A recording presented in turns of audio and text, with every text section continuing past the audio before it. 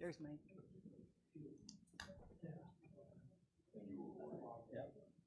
Yay. There's Mike.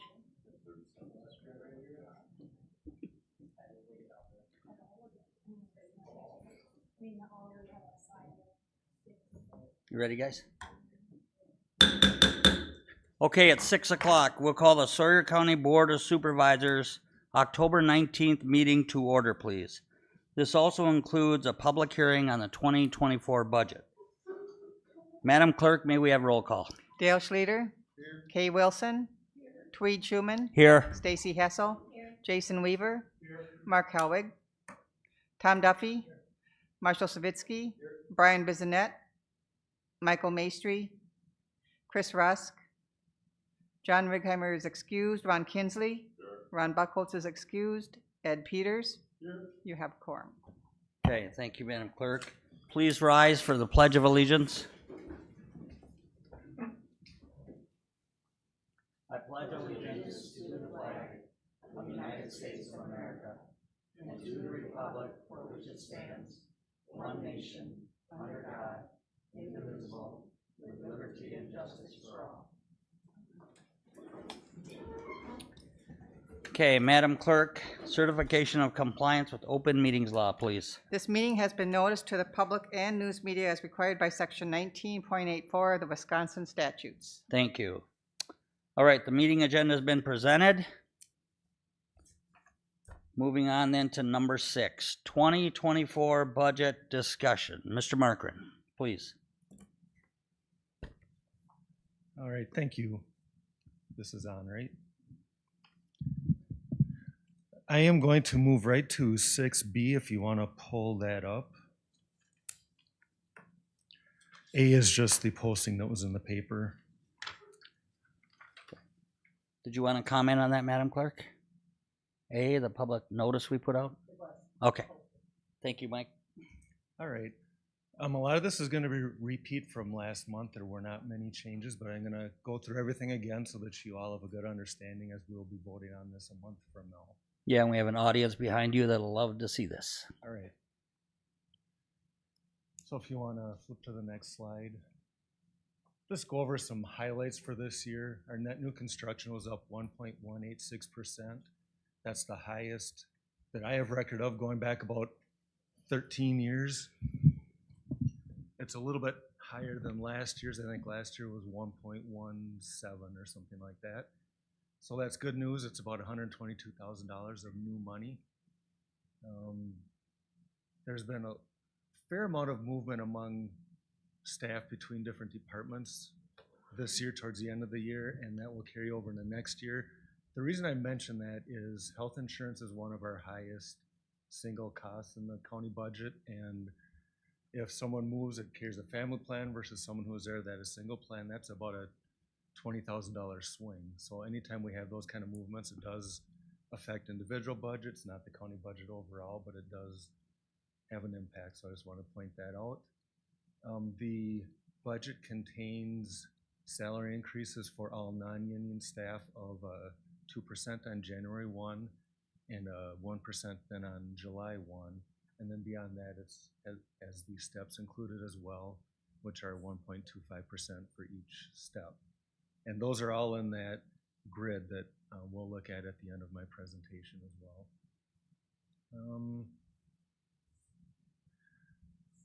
One thing that I think is different from what you've seen in the past is I put all of the salary increases right in the department budgets. I did that as well last year, but I think the practice before was maybe to have those stay the same so that the department budgets didn't look like they're going up, and then put those in a contingency, which was then rolled out kind of mid-year when the salaries were agreed upon. So I'm doing that a little bit different. I always like to budget how things are going to be, so that it's easier to look back on and compare year to year. So that's why I do it that way. I mentioned health insurance. That is a major cost. It's our biggest single item that we can have somewhat control over. Not a lot, but we can do what we can to control it a little bit. That is budgeted at 5% increase. We have done better than that, so we'll have a little excess there, which is good. Sales tax is still growing, and we're seeing a great return on our investments, which I'm sure you all know that too with your own stuff. Next slide, please. I'm just continuing. These are the 6 levy limit exemptions that the county has at its disposal. The highlighted ones are the ones that we use. So bridge and culvert construction and repair, we take advantage of that one. Countywide EMS, payments to public libraries, and any general obligation debt. Those payments are all outside of the levy limit computation. There are 2 that we have not used, first one being property and casualty insurance. And we did take a look at doing that for 2023. We did not have to do that in the end. And then court-ordered placements, out-of-county placements, would also be exempt from that levy limit. Mike, these levy limit exemptions, though, they still increase taxes, correct? Increased taxes, yep. They're just allowed because they fall outside the levy limits. They can if we choose. They can. To. Yep. Good question. Next slide. This is the general fund by department. I know it's a little bit hard to read. I'll kind of go through some of the highlights. The first line is probably the biggest impact item on the budget for 24 versus 23, and that is the amount that we would propose drawing from fund balance ultimately to go to HHS in the past and ultimately for placements. So that's how we've handled that in the past. A change that we're making in the admin budget is instead of having all of that fall on the general fund, we would do that through HHS and Highway's own fund balances because they've got decent amounts in there. With the 21 surplus, the county board elected to send 1.3 million from the general fund to HHS to their fund balance, really for this and future years, because that was about what we were spending on out-of-county placements in the past. We've been lucky with that the last couple of years where we haven't needed to do that. And so that change would be to take some of that out of their own fund balance, because they also had a net income of about $500,000 last year. So they're sitting at just under $2 million in their own fund balance. So we feel the general fund doesn't need to absorb all of that potential risk. And we have not in the last couple of years had to dip into that at all. And we're hoping not to this year as well, but that's just there as a safeguard. Other changes, administration. One thing we added between the department budget, which I presented last month, and the administrator budget, which is tonight, is we've talked about adding staff wellness incentives. So that represents an increase there. We're putting aside $25,000 there to encourage well-being, gym memberships, whatever, to get our staff a little healthier. The desire is to get our premiums down through lower costs of care. So it's kind of an investment. Hopefully it pays off. The next one is circuit court. I know that you all heard when we added a second courtroom, it wouldn't cost us, the county, any money. And it's costing us money, but we're getting money as well. So what we're proposing is adding a 0.60 FTE to cover some of the extra costs that are going with that, the increase in staff, the things they have to do. We also will be getting revenue to offset that. So I think we're getting 52,500 in increased revenue by having a second judge. That offsets this 0.60 FTE and also some of the other incidental costs that we will have with the second courtroom. So it is cash flowing at this point unless we have to change and do something different. It is not costing us extra money having the second courtroom. Expenses are up, or revenues are up as well to offset that. Criminal justice, that is our Justice Point contract. We get grant money for that. The increase is for the increase in the grant. We actually are working on a second grant, which would mean the budget will be, the expenses will be higher than the budget, but we'd also get revenue again to offset that. So we're pretty excited about that, actually. Family Court Commissioner, that's usually a budget line item. Last year we did not have it because we did not have an attorney that we were contracted with for that service. Now we do, so it's back in the budget. Finance is up. That's me. I went to a family plan. Like I said earlier, there's a cost switching plans. My son moved back up in the area, so I put him back on my insurance. Treasurer, there's a new family plan. We've had some turnover in the treasurer's office. That increase is due to that person picking up a family plan. Saving some money on surveyor. We did not replace the surveyor. You'll see later our FTE increase is neutral with the decrease. That's because we did not replace that position. We feel we can handle the needs with the staff we have. If we need to, we will contract at the point that we need to, but that would not be a significant cost. So we're trying this out. Hopefully that works for us. Extension, they have requested some additional support staff. Andy's been working with other counties. We were able to get the price down by combining counties together to use support staff that way instead of putting most of the brunt on us.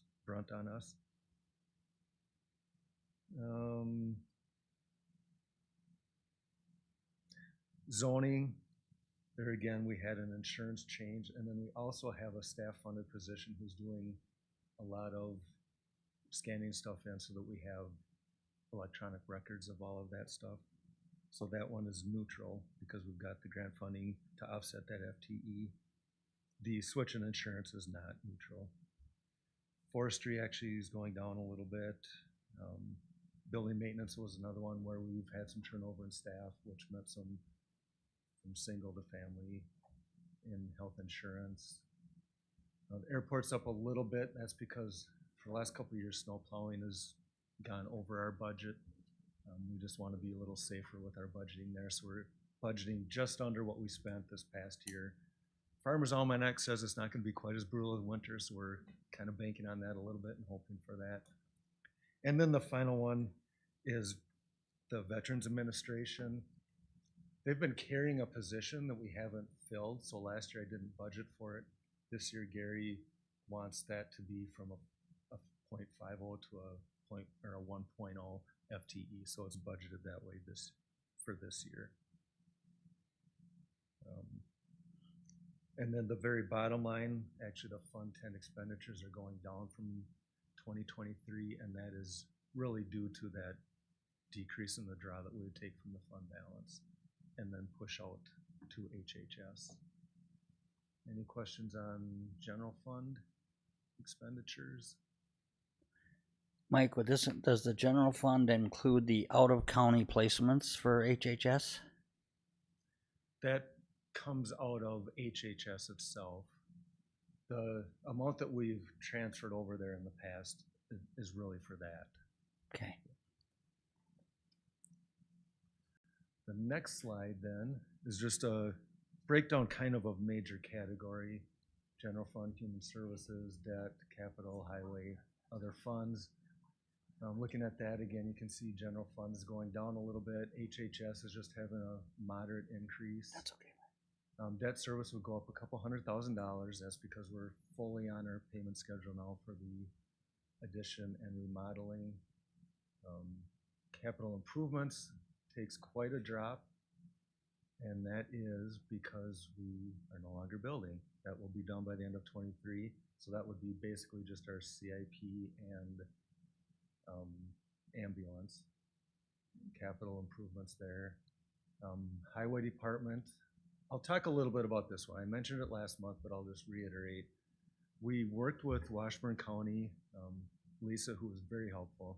She came and helped us kind of do our budgeting the way Washburn does. We both use CHEMS for tracking certain expenses for the state. We both use New World for our financial software.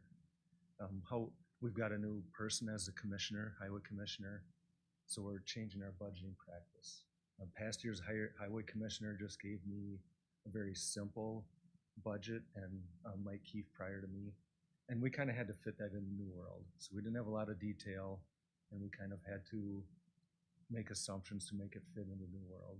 What we're going to do, this is kind of a in-between year because we don't have all the information yet and how the Washburn County does it, but what we're going to do is actually rely on chems more because they have to use that for state reporting.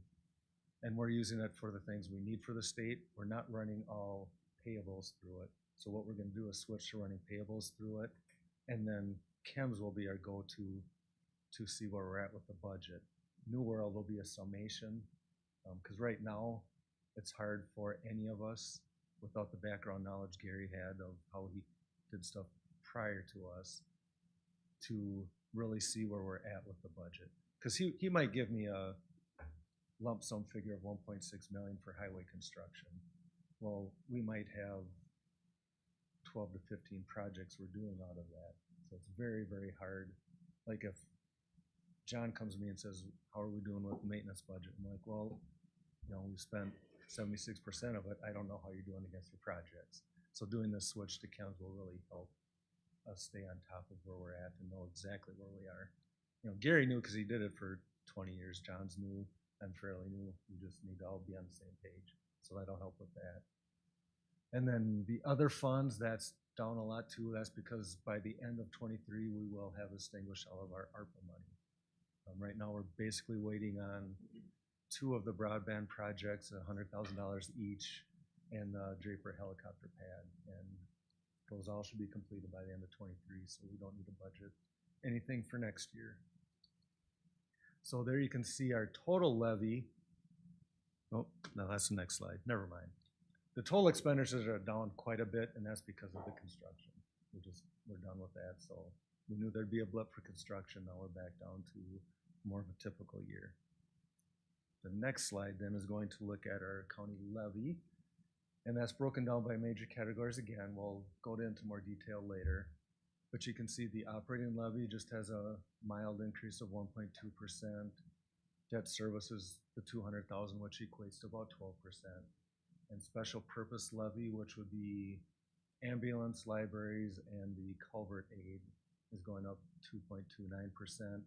And then there are some state charges that we don't control, but they're put on, after we figure out our levy, they're put on as a separate charge at the end to come up with a total levy. You can see it's going up about $385,000, which is quite a change from the last 2 years, which are about $1 million each. So that's really good news that it's not really increasing as much as in the past. And the percent is 2.75%. So we're pretty happy about that. The next slide is the levy limit calculation.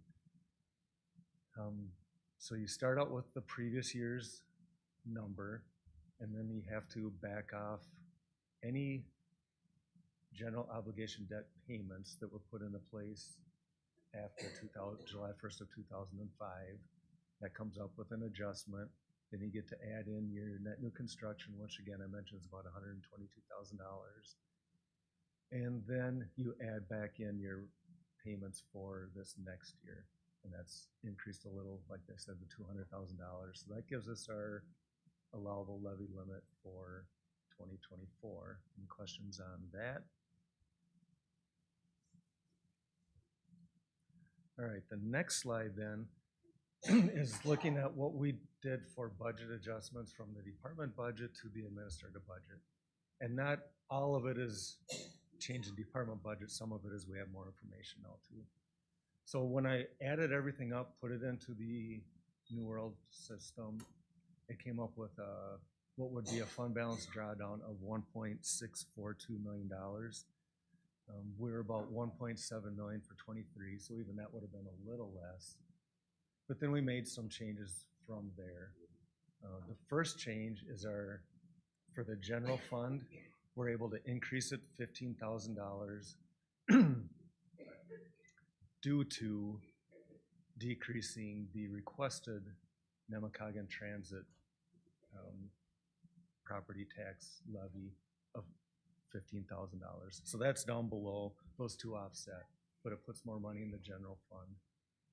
The Senior Resource Center put in a request of 150. Last year we kind of did the same thing. They put in quite a large increase over the previous year. They did that again. We're meeting in the middle again.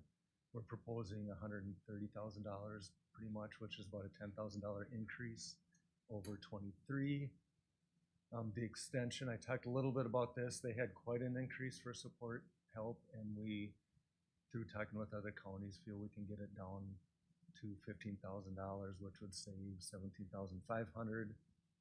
I mentioned this at finance last week that we had been talking about a new system for our 911 that hasn't been as reliable as we'd like it to be. So that we put in a budget of $50,000 for that to help out there. That was not a change from the department budget, but just something we had more information on now. I mentioned last month that we knew we had something coming, we just didn't really have a cost yet. And then the next one is that wellness incentive I talked about.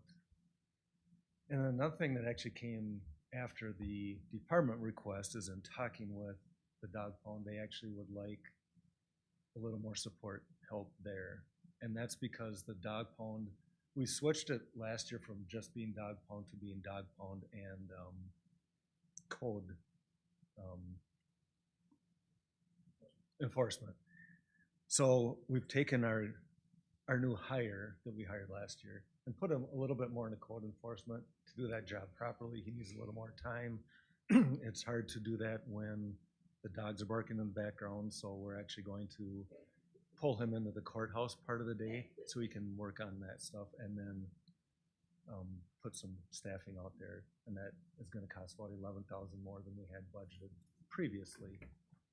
And then the contingency, which we have for things that are unforeseen or changes in insurance, I just upped that figure by $15,000 as a plug to come out where the revenue equals expense for the year.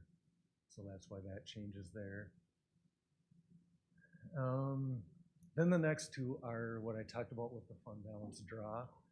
Because HHS has built up a pretty good fund balance of their own, we thought we would share their request of that fund balance draw in case they have a large number of out-of-county placements. So it's not a guaranteed spend, it's an in case, and we haven't done it the last couple of years, so it's been budgeted but not needed. So that would split that a little bit, would put more money or reduce our draw from fund balance. We'll have a little draw on their end. And the same with highway, they have their own fund balance as well.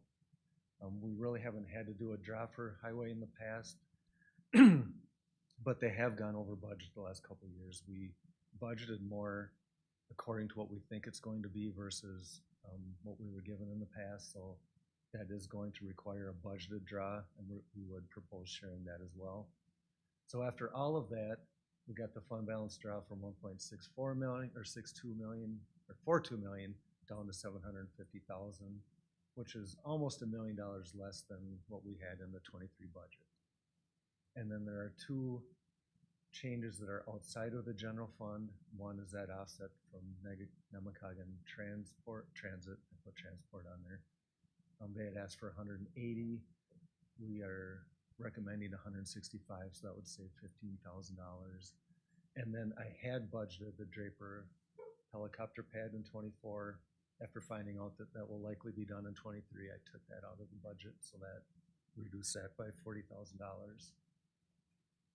Any questions on adjustments?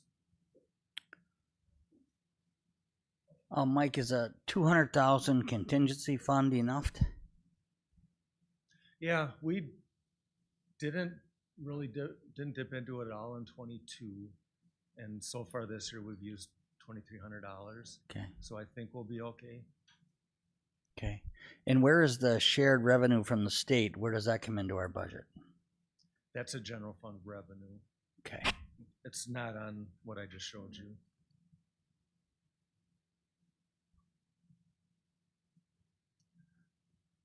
The next slide then is looking at a greater look at the levy component. So that first part there is what we looked at earlier, figuring out the levy limit worksheet.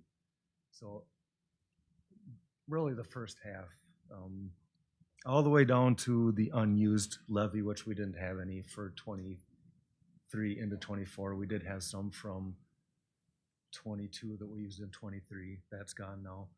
So then we'll look at the special purpose levies in a little more detail. The first few are the libraries. So statutorily, we can levy outside of the limit calculation for libraries, and we do that for Northern Waters Library, and then our county ones, which are Wise Community, Winter, and LCO. And you can see compared to 23, LCO and Winter are the same. Northern Waters is up a little bit, and LCO is down quite a bit, and actually down even more from 2 years. And that is based on circulation. There's a formula, and we pay 70% of expenses for the formula, and that's where that came out in at. And then we have out of county libraries, and that again is based on that formula, and that is up a little bit from last year, but still it's under 20,000. It's not a huge amount. And I actually want to give a shout out to the Weiss Community Library, because you see our number of 19,707. That's what the county pays out for circulation outside of our county. Weiss Community alone takes in about $36,000 from our neighboring counties. So they're doing double just themselves what we're paying out to all the other counties. So that, I thought that was pretty cool. Mike, are the libraries getting what they're requesting? Yes, they did not ask for increases over last year. Good, thank you. And then looking at the EMS calculations, the operating is up just a little, as well as the capital. So not, after looking at 22 to 23's increases, it's very minimal compared to that. And the local bridge age was down a little for 23. It's back to more of a normal amount, so it's about a $30,000 increase. So the special purpose levy is going up about $50,000. And our portion of the levy is 2.7% increase. When I add in the state charge, it brings it up to the 2.75 I mentioned earlier. Our valuation went up about 18.55%. That sounds great. Sounds like taxes are going down. That's not necessarily the case, because while we did have actually quite a bit of net new construction for Sawyer County, we're such a high valuation that to get almost 1.2% of net new construction is a lot of construction. But the vast majority of our growth in valuation is residential, and it's, there's some commercial, there's some farmland, whatever, but most of it is the prices are escalating. We all know that. If you bought a home lately, or if you sold, you probably did pretty well selling. But I really want to mention that while our mill rate is going down a lot, the levy is going up, $385,000. That will have an effect on taxes. I can't say from municipality to municipality how much that's going to change.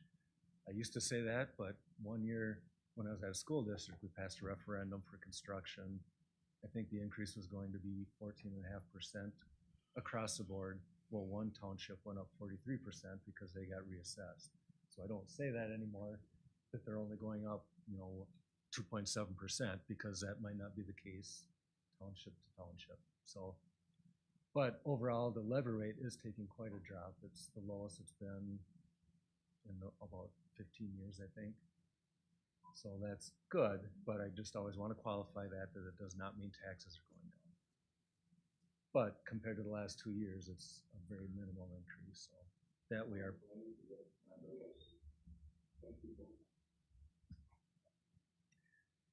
All right, the next slide then is looking at the ambulance breakdown. 23 versus 24. And as I mentioned, it's a small increase. The levy itself would be $17,000. The indirect costs actually went down, so that drops the total operating levy down to $13,000. And then we've been, except for 2 years, we've been trying to renew our ambulances every year. We've had some discussions on this. Right now we have 7 rigs. We're going to take one out of circulation and not replace it. We're looking at taking a second one and turning that into a medical examiner rig, because we really don't have anything for that. That would bring us down to 5, and we run 4 of them, which makes me a little nervous. We'd still have the medical examiner rig we could take out if we have to, but My parents live in Spooner. I drive there. I see a rig at Timber Ford every now and then. I don't want to, we want to make sure we have enough to do the job. And all of our rigs right now, except for the one we bought in 22, have over 100,000 miles. And one of them, which is actually one of the more recent ones, is almost at 200,000. And another one's over 150. So we are recommending that we go ahead with, we still have a 23 that we're purchasing that we don't have. And then we would recommend getting one in 24. But then it looks like we might be able to take a year or two off.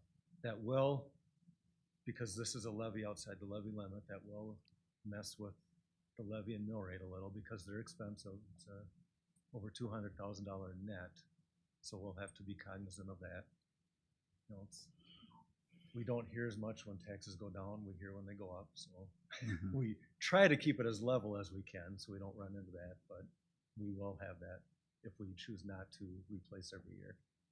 And then it shows the levy rate for the ambulance service there too, and that is going down due to our equalized value going up so much.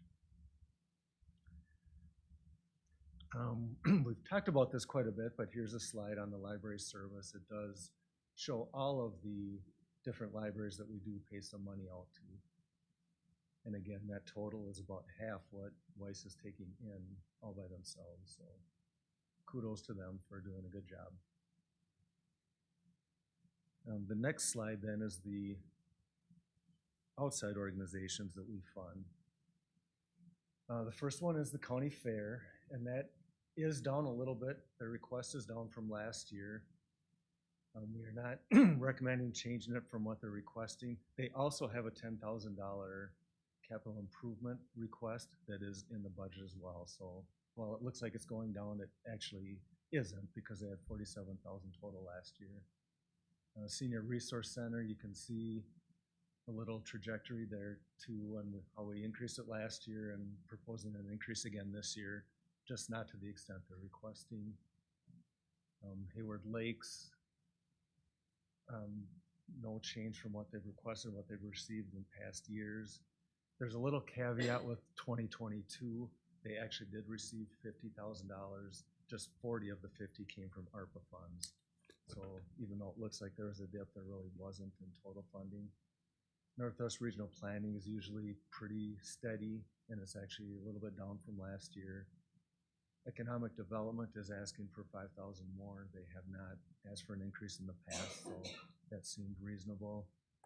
Nemacoggin Transit is very similar to Senior Resource Center. They hadn't received an increase, asked for a pretty hefty one last year. We gave them a little bit of one. They asked for a good increase again, and we would recommend going up another $10,000. And then Clean Sweep and ITBC are unchanged and relatively small too. Any questions on these? Any discussion? Yes. Mr. Howick? Economic Development Corporation, why do they need another 5,000? I know they haven't asked for more money, but what is the reason behind that? We're in a little bit of flux there. They're actually without a director, and to do it well, we probably need a little bit more money in there so that they can, because right now they've had a director at, and Andy probably knows a little more because he's on the board. I think, was it a 0.7, 0.75? So they need more funds, whether they do some more fundraising on their own, get a little more from the county. Nemacoggin Transit needs more money too, Yep. but they're not getting what they request. Well, they requested quite a bit of an increase, and their books are fairly healthy. They've got a little over $2 million fund balance. So I don't agree with this that. is our proposal. You guys can make any changes you want. Never agree with that. Any other comments, discussion? Do you have more slides, Mike? Here's Yes, this. I do. Okay, yep, let's continue then, sir. The next slide, I won't spend a lot of time on. Those are just the state statutes that go with each of the things that we fund. The next slide then is a summary of the capital improvement projects for 5 years. The number I draw you to is in the middle towards the bottom of 2024. 1.5 is the debt issuance. That debt's already been issued. We approved that in March or April with the $4 million issue that we did, which covered 23 CIP, 24 CIP, the remaining construction on the courthouse, and a refinance of the property that we bought in December. And the reason we did it that way is we saved about $35,000 or $40,000 in issuance costs by doing it all at once. So it seemed like a good move. And really, the request came in right at where we projected it to, so that was good. I had to make one about $2,000 adjustment to something with maintenance, and I talked to Tim about that. It looks like requests will go down. The reality is some departments don't put out the 5 years as much. It's hard to look out that far, so the more 1 or 2 years is what you can rely on. So we likely will be more at that 1.4, 1.5 million annually. Any questions on that? The next slide is an actual list of what was requested. The first two from IT are continuations of things that were requested in 23, kind of the second phase of those. The third one for $70,000 is AV equipment for things that weren't covered in construction. It would include the Kansas conference room, which is right there as you walk through over to here, the existing assembly room, and the smaller courtroom. So that would be upgrading those to kind of the standard of the new equipment we have in the new and remodeled construction. The maintenance roof is on here. We actually had, with that storm from about 3 weeks ago, part of it tore off already, and it was a lower unit, so we could fix that on our own, but this would do the whole second tier of the roof. The heat pump replacements, we typically have done a few of those a year. The reason we're accelerating is the manufacturer is changing the models, would change the size, they would be harder to retrofit. And the other, maybe bigger factor is that if we wait, we would have to change the coolant system over in those, which would be a much bigger cost too. So we're trying to beat that while we can.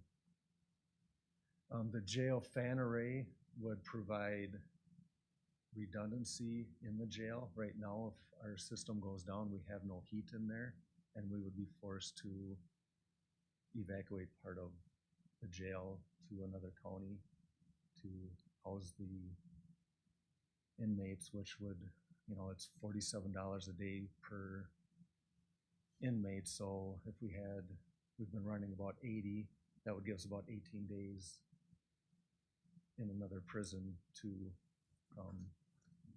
pay for that cost. And it not only provides redundancy, it would make our existing system run a little more efficiently because we're all online now, so that would help with that. The next is a skid steer broom. We have to replace those every couple of winters, and we'll do this year. The painting the courthouse exterior is the one I adjusted a little bit to make it come to the 1.5 million. With the new construction, everything is painted. This would, and you can see if you look around the older part of the building, it is peeling, so we're due there, and that will do that. 4th Street sidewalk, we need to do some repairs there, and I believe that is also adding a ramp into the, I'm horrible with directions, but the main parking lot off of 4th Street into there. And there's the county fair request that I mentioned.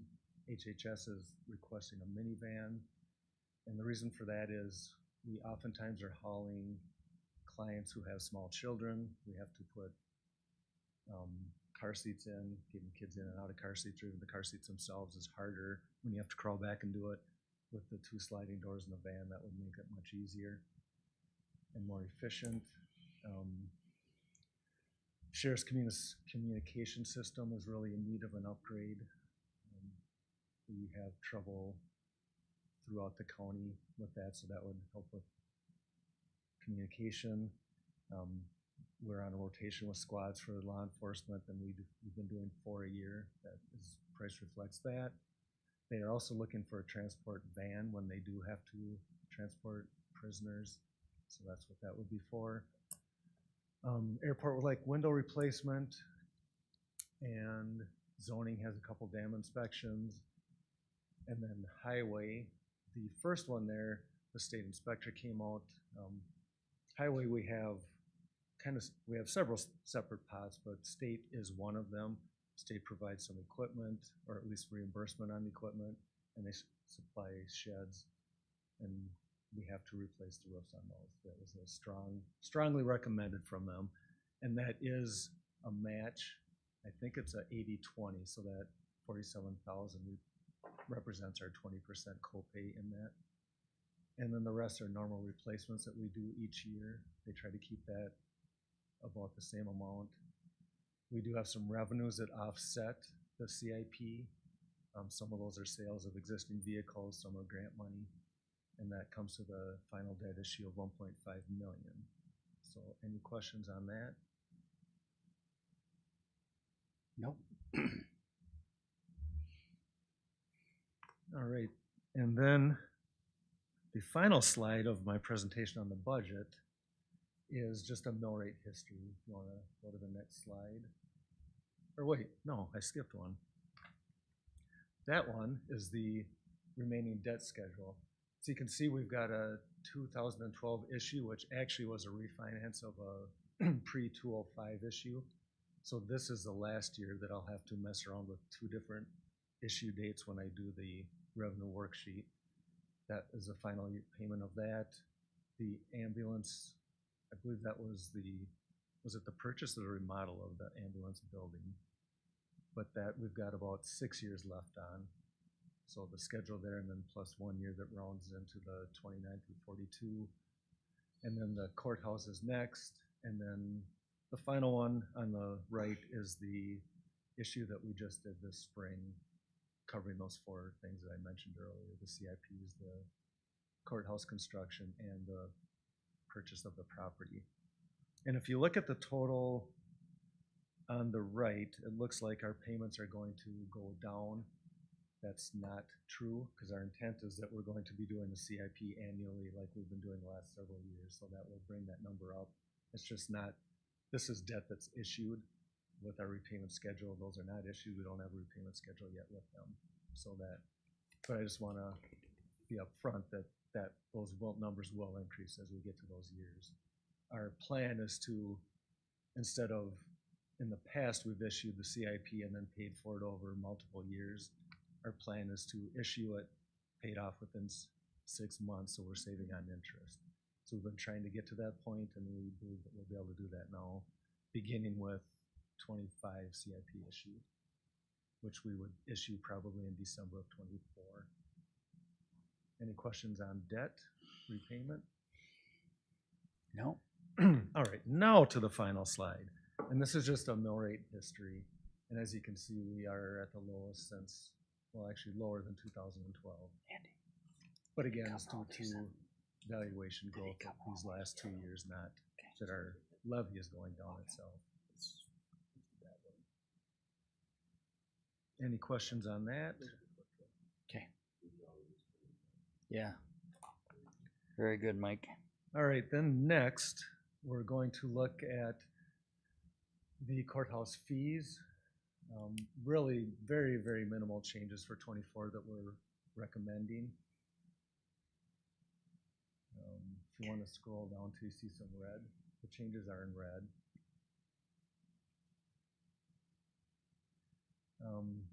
So the first one is we would like to add a marriage license waiver fee, and Lynn explained that much more eloquently than I did at the Finance Committee. So you want to say what that is for again?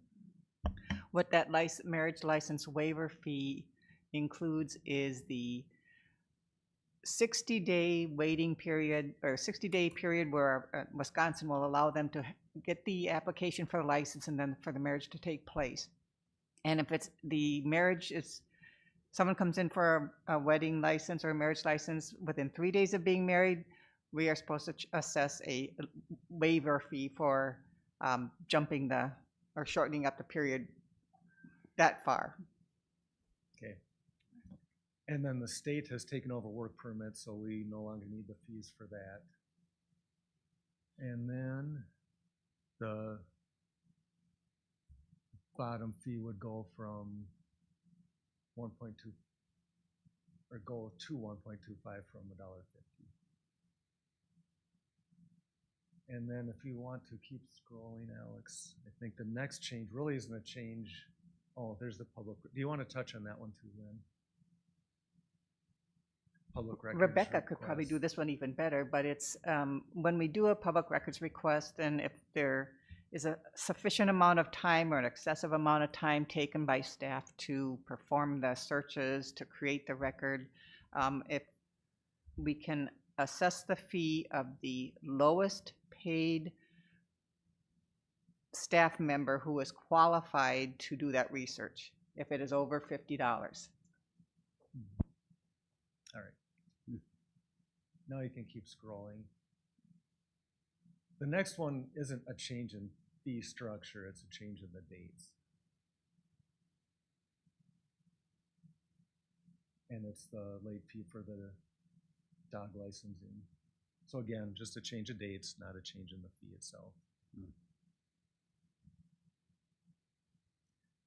I believe that's all on fees.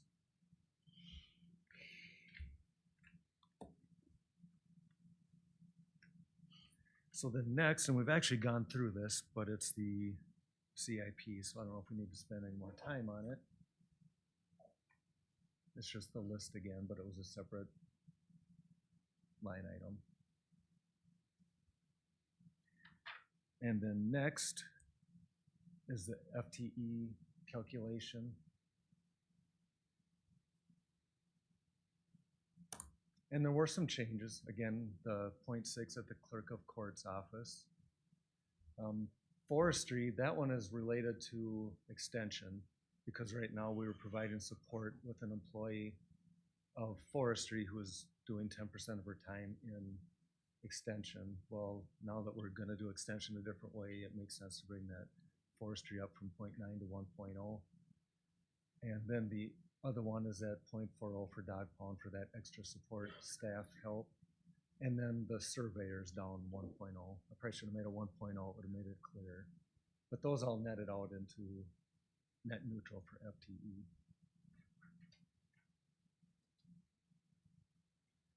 And then next are the two grids, one for January 1 and one for July 1. And these, again, these represent a 2% increase across the grid, January 1 and a 1% on July 1. And the steps are the steps that we have in place. So we call control point at step 11, we're at they're at 100% of the grid. And we bring people in below that, and then each year they get up to the control point until they've reached it, and then they just get whatever increase there is. Okay. Thank you, Mike. Very well done. Now, does the board have any questions, concerns for Mike or Andy on the proposed 2024 budget?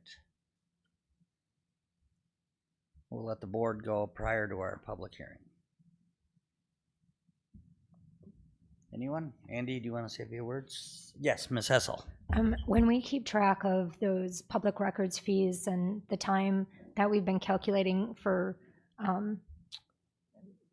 our agency workers, where does that come in the budget? Like, what does that come out of?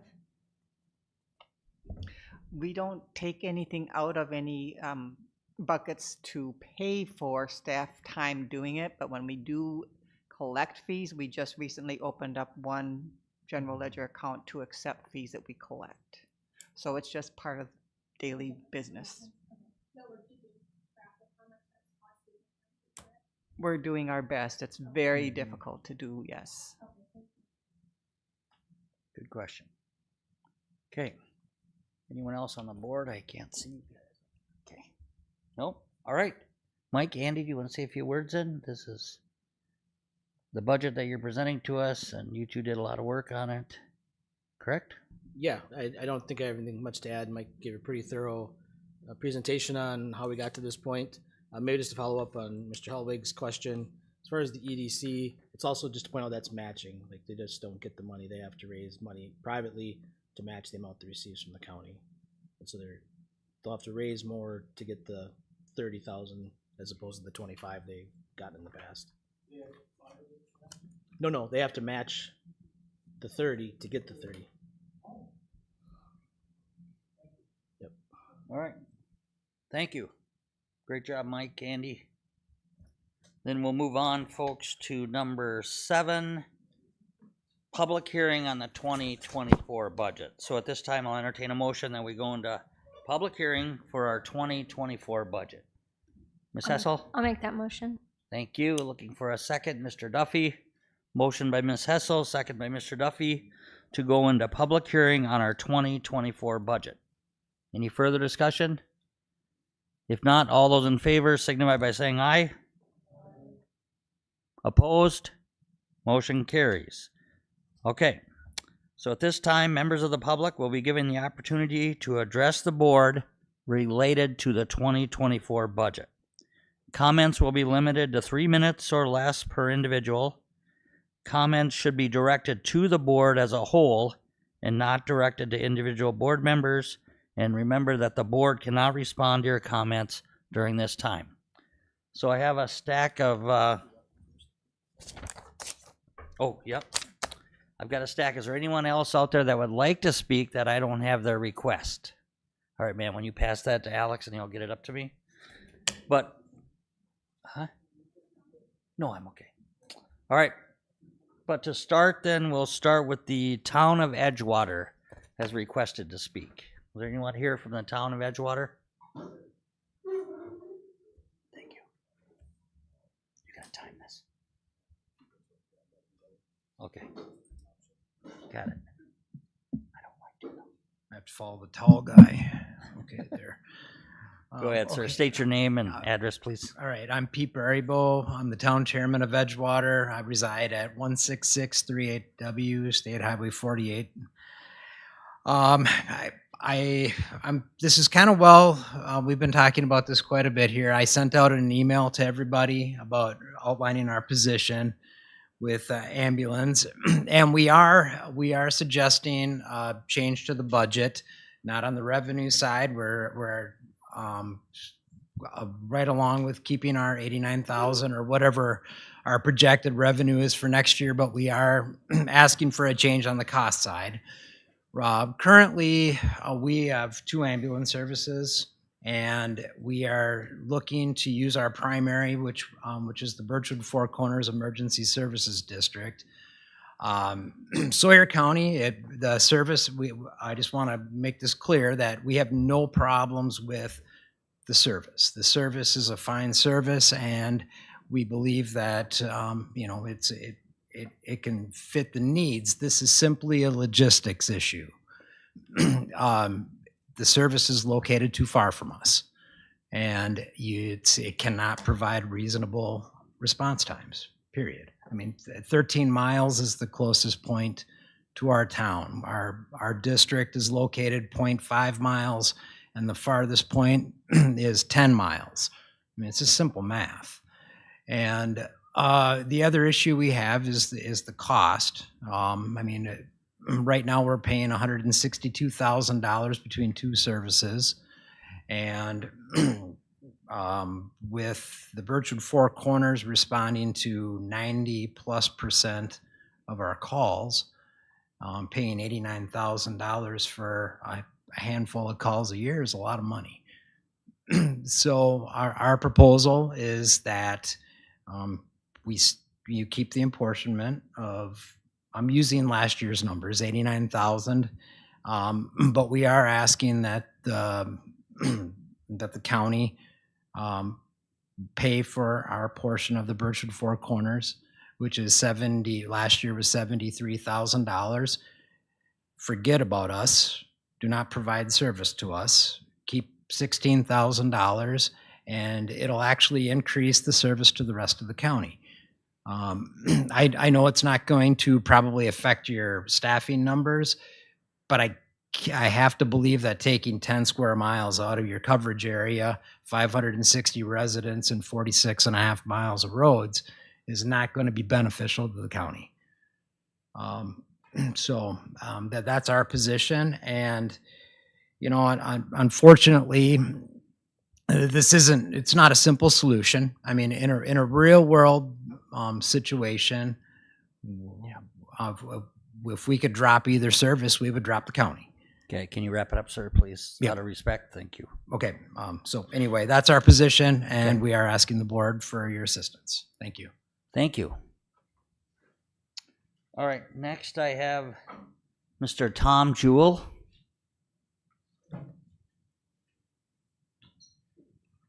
I'm Tom Jewell, W6838 State Road 70.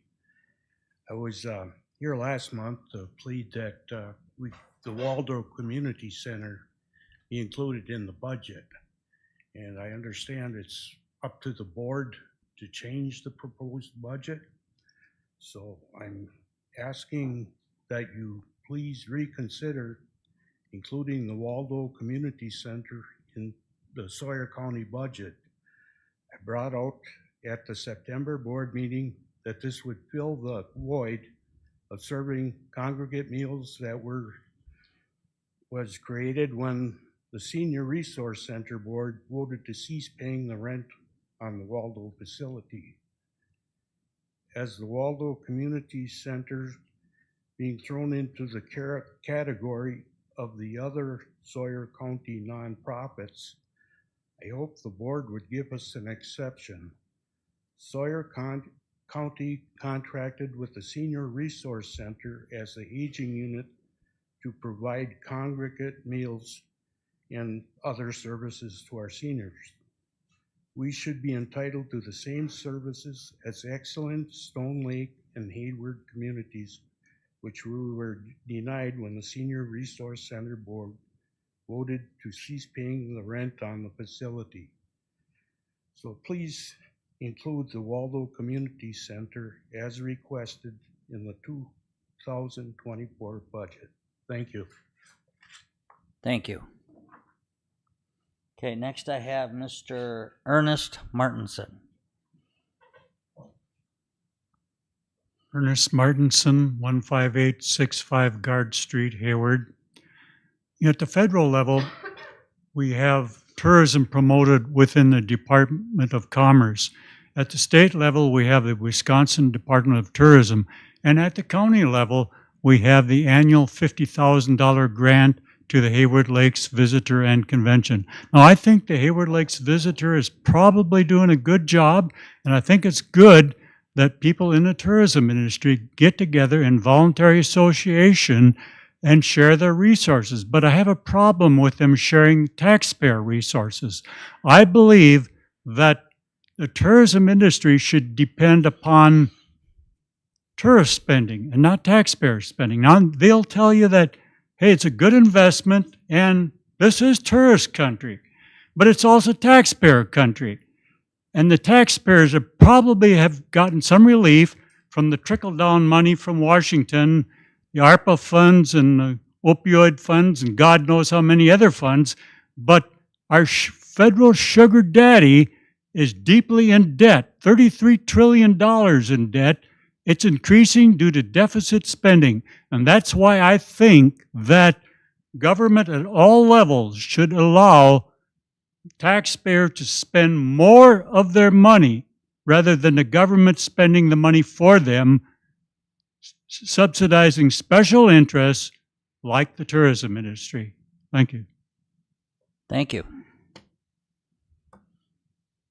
Okay, next I have Miss Dana Olson, please. Dana Olson.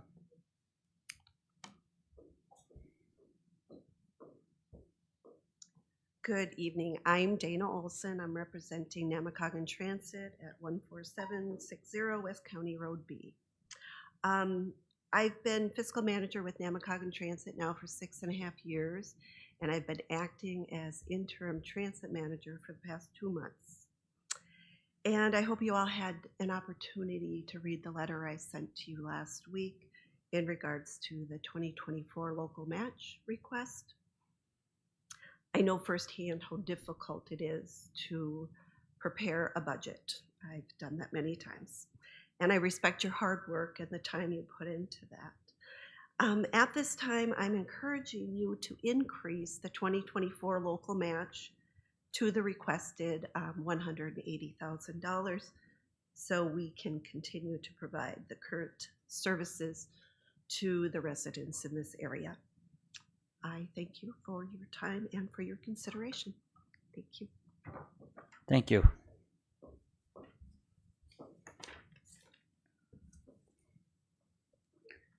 Okay, next I have a Lori Martin, I believe. Lori? That'd be me. I represent the Waldo Community Center. My address is N6291 Clover Spur, Winter, Wisconsin. I just want to say that members of our community have shown us that they support our community center. We do more than just cater to seniors. We cater to all ages. We've had classes there, we've had events, etc. Southern Sawyer County is sorely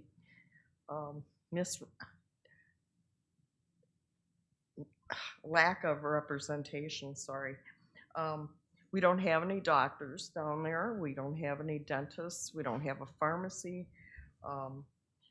There's a limited amount of restaurants and so on, and resources for people to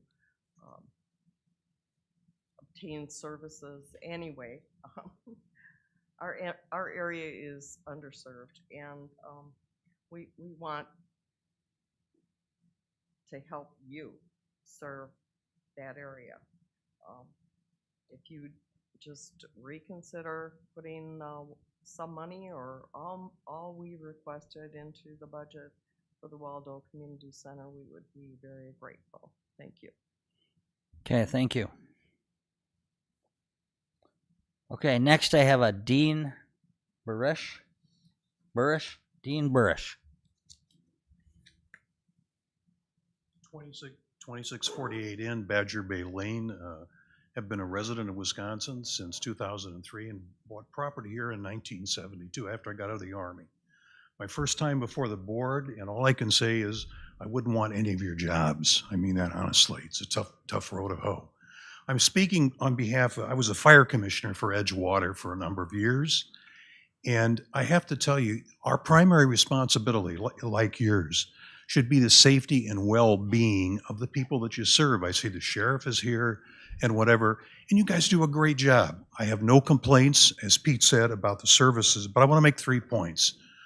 The first one being that's your primary responsibility is the safety and well-being of the services.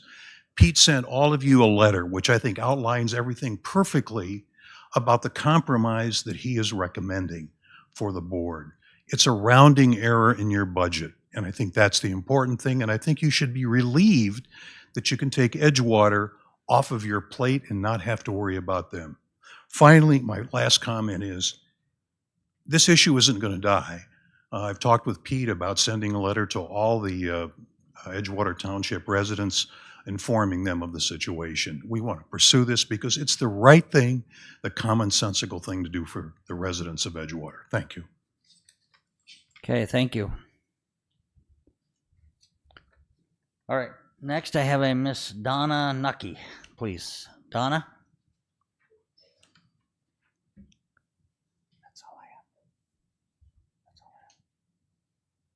Hello, my name is Donna Nucky. I live at 3416W County Road W in Winter, and I just wanted to talk tonight about the Winter Public Library. I know that we are in the budget for possibly funding us at the rate that we had requested, and it's the same rate as last year, but I know that there's some new members on the board, and I wanted to just let you see a face to the library because we are very thankful with the funding that we do get in winter at the library. We do offer some programming to all adults and to all youth. We have lots of activities. We are a 1,200 square foot building, so we're very tiny, but we can offer and do offer lots of community projects and work with different partners in that. We did increase our budget overall, but we're still only asking the same as last year. So we are funded by other sources as far as grant writing, lots of fundraising, donations, and those sorts. We are a joint library with 7 other municipalities.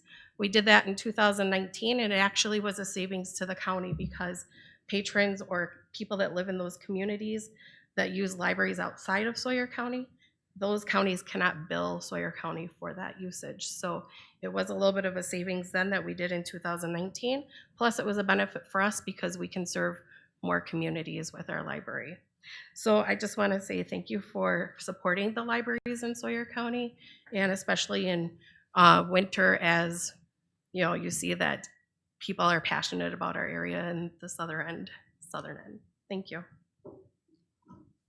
Thank you. Okay, those are all the slips I have. Alex, is there anyone online wishing to speak during the public?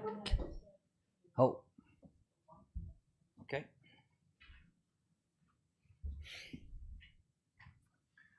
All right.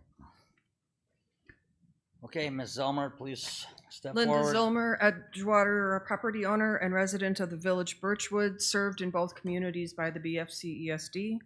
I have a number of items related to the budget.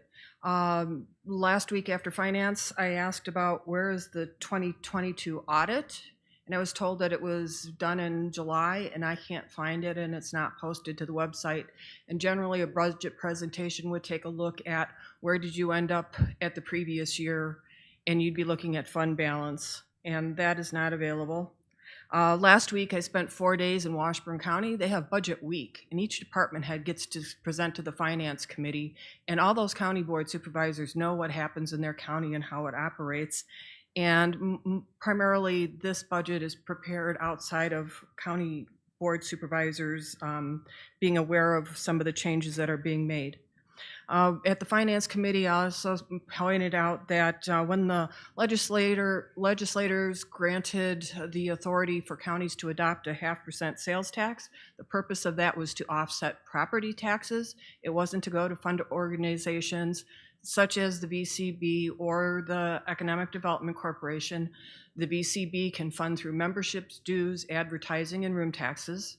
And in several terms ago, I believe it was under Doyle, the state moved away from funding economic development corporations at the county or local level, and that's why regional groups formed.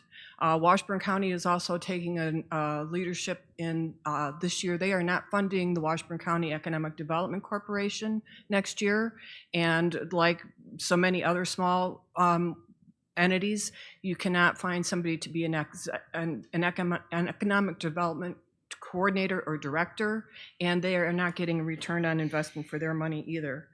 I also am concerned in hearing things that have not been on agendas, but the possibility of bringing economic development into this building and have it associated with county government, and I think that deserves a more public discussion.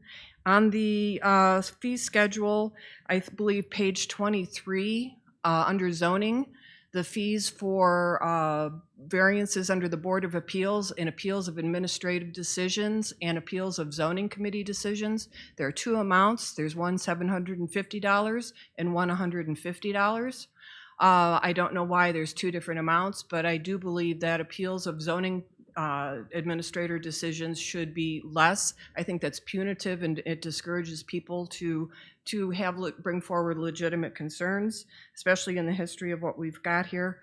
And then to bring back to the sales tax revenue to offset property taxes, I believe that letting the VCB and the Economic Development Corporation obtain their own funding and using that money to offset Edgewater's taxes for the ambulance service is appropriate. Thank you. Thank you. Okay, anyone else for public hearing on the 2024 budget? Alex, nobody's online? Okay, if not, I would entertain a motion then to come out of our public hearing on the 2024 budget. Marshall? Thank you, sir. I'll second it. second by Ms. Hessel. Any further discussion? If not, all those in favor signify by saying aye.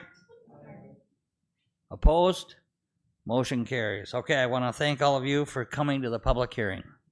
Moving on then to number 8, public comment. Is there anyone wishing to speak for public comment unrelated to the budget? I don't have any slips. Oh. Ms. Elmer?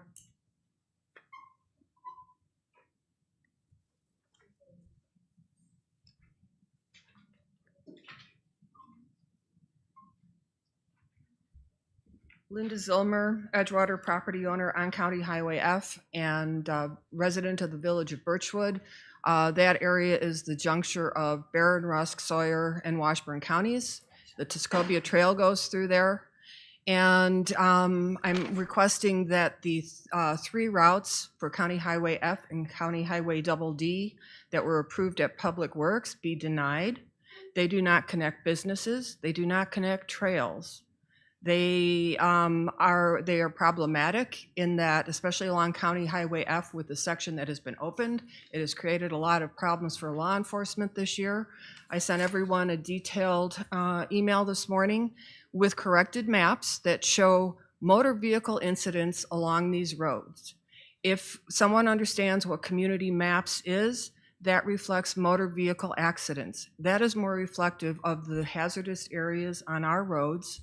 And I think that the county continuing to put that community map showing only 3 dots over 4 years is misleading, because that's only an incident between an ATV or UTV and a motor vehicle. There have been many more incidents on our roads over those years. County Highway Double D is especially problematic in that it ends at the Washburn County line. It won't be used just for residents. People are already running it illegally even though it's closed. It's very dangerous, especially when you get into the Washburn County side of things. That route has been denied by Washburn County. And so without a business purpose, a trail connection purpose, and the conditions of those roads, especially with long, lengthy, no passing zones, it creates a bottleneck to commercial traffic, logging, gravel, and there is really no reason to open those. Thank you. Okay, thank you. Anyone else for public comment? Alex, anybody online? All right, thank you. Yes, Andy. Sure. Mr. Alvarado. Yeah, before we proceed in the rest of the agenda, I just wanted to make a comment on the budget for the audience primarily. So the public hearing's been closed. There won't be any more discussion on the 24 budget tonight. Correct. It'll come back at next month's meeting for adoption on November 14th. So in case anybody want to go watch the football game tonight, you can be assured there won't be any more budget discussion. Just a message to the board. This is your budget now. You have the ability to approve it at next month's meeting or amend it. I would just ask for the finance director and I, if you are thinking about any amendments, if you'd be courteous enough to let us know, that way because some amendments require a balance, and we would have to recommend something or suggest that. So that would be helpful. So if we do that on the floor, we're somewhat prepared. Not required to, but just so you know that. Ms. Hessel. Can we ask legal questions to Rebecca about the budget while she's here? I mean, can we put that in there, or did that have to be, just some points got brought up that I have questions on? I'll allow that, Stacy, yes. Okay, so in my understanding, the Waldo Community Center is now a private nonprofit. And by state statute, we cannot donate to a private nonprofit. So that's what what number one concern is would be it illegal for us to donate to a nonprofit that is not following statute? You are correct in that the county must have statutory authority in order to give money to certain organizations or to certain uses. I don't know enough about the Waldo Community Center, and I apologize for that, so I can't say whether the county can or can't give a certain amount or do something specific within the context of this budget. I can give you an overview if you give me a brief second about what the statutory constraints are on what you can and can't do.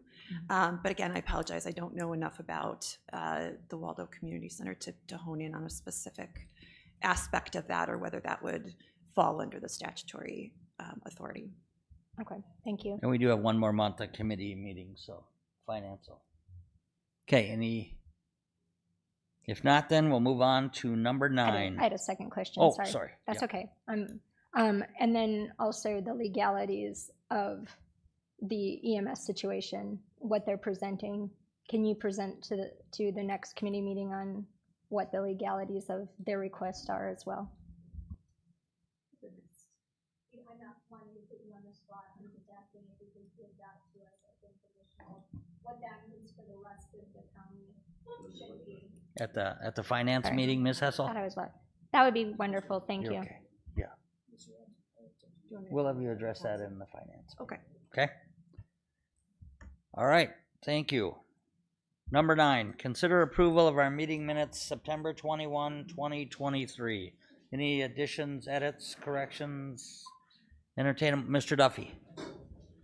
Motion by Mr. Duffy that we approve as presented. Mr. Kinsley, second. Any further discussion? Oh, approving our meeting minutes of September 21, 2023, as presented. If not, all those in favor signify by saying aye. Opposed? Motion carries. Number 10, zoning. Ms. Hessel. I am happy to give the report on behalf of zoning. The zoning department continues to see above average permits and general inquiries. Year-to-date land use permits are at 506, which is up 27 land use permits over the same time last year. The Tourist Rooming House Ad Hoc Committee held its 5th meeting today, Thursday, October 19th, 2023, at 10 a.m. A recommendation resolution was approved to look at specific Wisconsin code for potential licensing or permitting conditions. Excuse me. The zoning committee will hold its monthly public hearing tomorrow. Last month's meeting report was given last month, obviously. We would still have final ratification for 2 rezone requests, and with no other questions, I will turn it over to Jay to present the cases. Okay, well done, Ms. Hessel. Jay? Yes, the first rezone case we have tonight is 23-007, Tricia Paul. The town of Edgewater is looking for the Northwest One quarter. SAB 8996, 82.53 total acres on the agricultural 1. The request is rezone 9.098 acres determined by a preliminary survey map from agricultural 1 to residential recreational 1. This would then allow the process of certified survey map that would meet the necessary requirements to be able to be met within the A1 or agricultural 1 zoning district. The shoreline wetland district is not something to change as part of this request. The owner, again, requesting to use 9.0 acres from A1 to RR1. The town of Edgewater comprehensive plan future land use map shows shoreline residential. This is still referencing old classification, no longer in effect. This property is located within 1,000 feet on the west side of the county. So the FPS property itself is frontage on that pond. As part of the National Resources Conservation Society web soil survey, this portion of land, there's a small portion is part of prime A land. But the majority of that would not be prime farmland. Prime farmland. There were 8 additional notification letters sent out to property within 300 feet. 0 comments or opinions were returned. Town of Edgewater approved the rezone request. The Sawyer County Zoning Committee public hearing on September 15th was recommended for approval of the Board of Supervisors 5-0. Okay, thank you, Jay. So I've got a resolution to amend the Sawyer County zoning map regarding rezone number 23-007. Pleasure of the board. Ms. Hessel? I make a motion to approve. Okay, I got a motion. Mr. Savitsky, second. Motion by Ms. Hessel, second by Mr. Savitsky to approve. Is there any further discussion? If not, Madam Clerk, we're voting electronically, correct? Okay. Motion is to approve the rezone.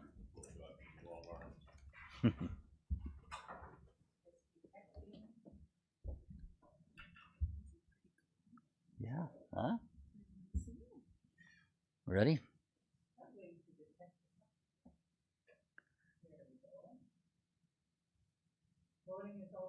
Voting is open.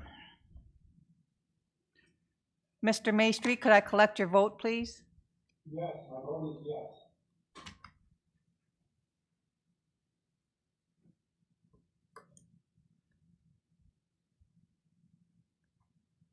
Everybody vote? No, I don't see Tweed's. Yours did not register. Ron, go ahead. Ron, would you re-vote? Okay. Dale, How would about you now? cast your button? Mine now? Okay. Yes, please. I think it might have just been a delay in the connection. So we are only missing those 4, so that's good. 1 second. You're good. Stay there. This is the first time trying to show it on another display, so it's Sure. struggling. Sorry about that. My mouse is getting lost over here. Yeah, Oh, can you? it should be able All to right. see it on the screen below there. But it's not letting me close the vote. Did the motion carry? We're trying to find out. It's Okay. not closing the vote. Did it, Miss Hessel? Well, shucks. Oh, I'm gonna try pulling it over to this screen and see if it'll let me close it.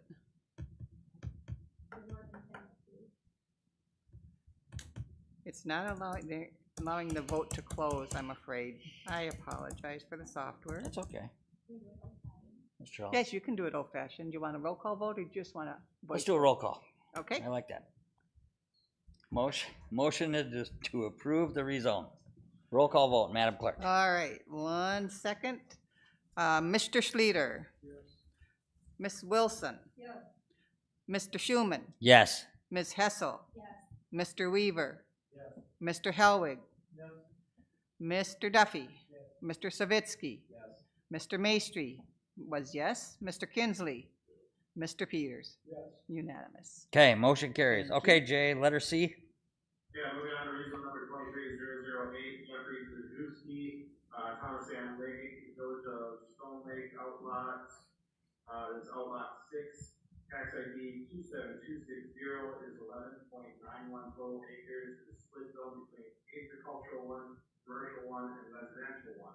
Purpose of the request is to change the residential 1 to commercial 1 to build an equipment and material storage building. This would be approximately 1.23 acres subject to the rezone request. Again, they are requesting to zone that 1.23 acres from residential 1 to commercial 1. The property currently contains about 2.33 acres of existing commercial 1. The request is to ultimately increase that C1 zone land to add additional equipment buildings and material storage buildings. There are several other properties within Thomas Sand Lake within that Village of Stone Lake Sanitation District that are currently zoned C1. Future land use map of Thomas Sand Lake shows this area as rural residential. As part of the Thomas Sand Lake comp plan, in some cases, the future categories may consist of existing land use, becoming classification, or anticipated use, but whether the area should be rezoned, it should be consistent with provisions, and is the discretion of both the town and the Sawyer County Zoning Committee based on mutually agreed decision. Number 7, additional notification letters sent out to property owners within 300 feet, 0 were returned. Thomas Sand Lake approved the rezone request at their September 11th town board meeting. They had additional remarks that the planning commission approved. There was no negative comments. There was consistent zoning. The Sawyer County Zoning Committee meeting on September 15th was recommended for approval with a vote of 5-0. So it was mutually agreed upon by both the town and zoning. All right, thank you, Jay. Resolution for rezone number 23-008, Mr. Helwig. I make a motion to approve. Ms. Hessel. I'll second that. Motion by Mr. Helwig, second by Ms. Hessel to approve the resolution for rezone number 23-008. Do a roll call. Roll until I call can vote, cast Madam again. Clerk. Yeah, oh, I'm sorry. Mr. Jay, how does Kinsley. that fit the comprehensive plan? Or did I miss that? How did it fit in the comprehensive plan, please? Yeah, so the town listed it as rural residential, but then it further goes on to say within the comp plan that when and whether these areas should be rezoned, it should be consistent with provisions and is at the discretion of both the town of Sand Lake and the Sawyer County zoning committee based on mutually agreed decisions. So they can change the comp plan, and it was mutually agreed upon by the town of Sand Lake and the Sawyer County zoning committee. So at some point when the town of Sand Lake updates the comprehensive plan, they want to reflect the rezoning change that would potentially be occurring. Thank you, Jay. Does that contradict what went through the town of Radisson when we had something that didn't fit the comprehensive plan? When Mr. I Myers. think I know which case you're specifically referring to. I think that was something where the zoning committee ended up essentially denying or making a recommendation for denial. So I have to look back at the specifics of as the comp plan was on the house in there. You don't have to do that. Thank you for your time. Okay, thank you.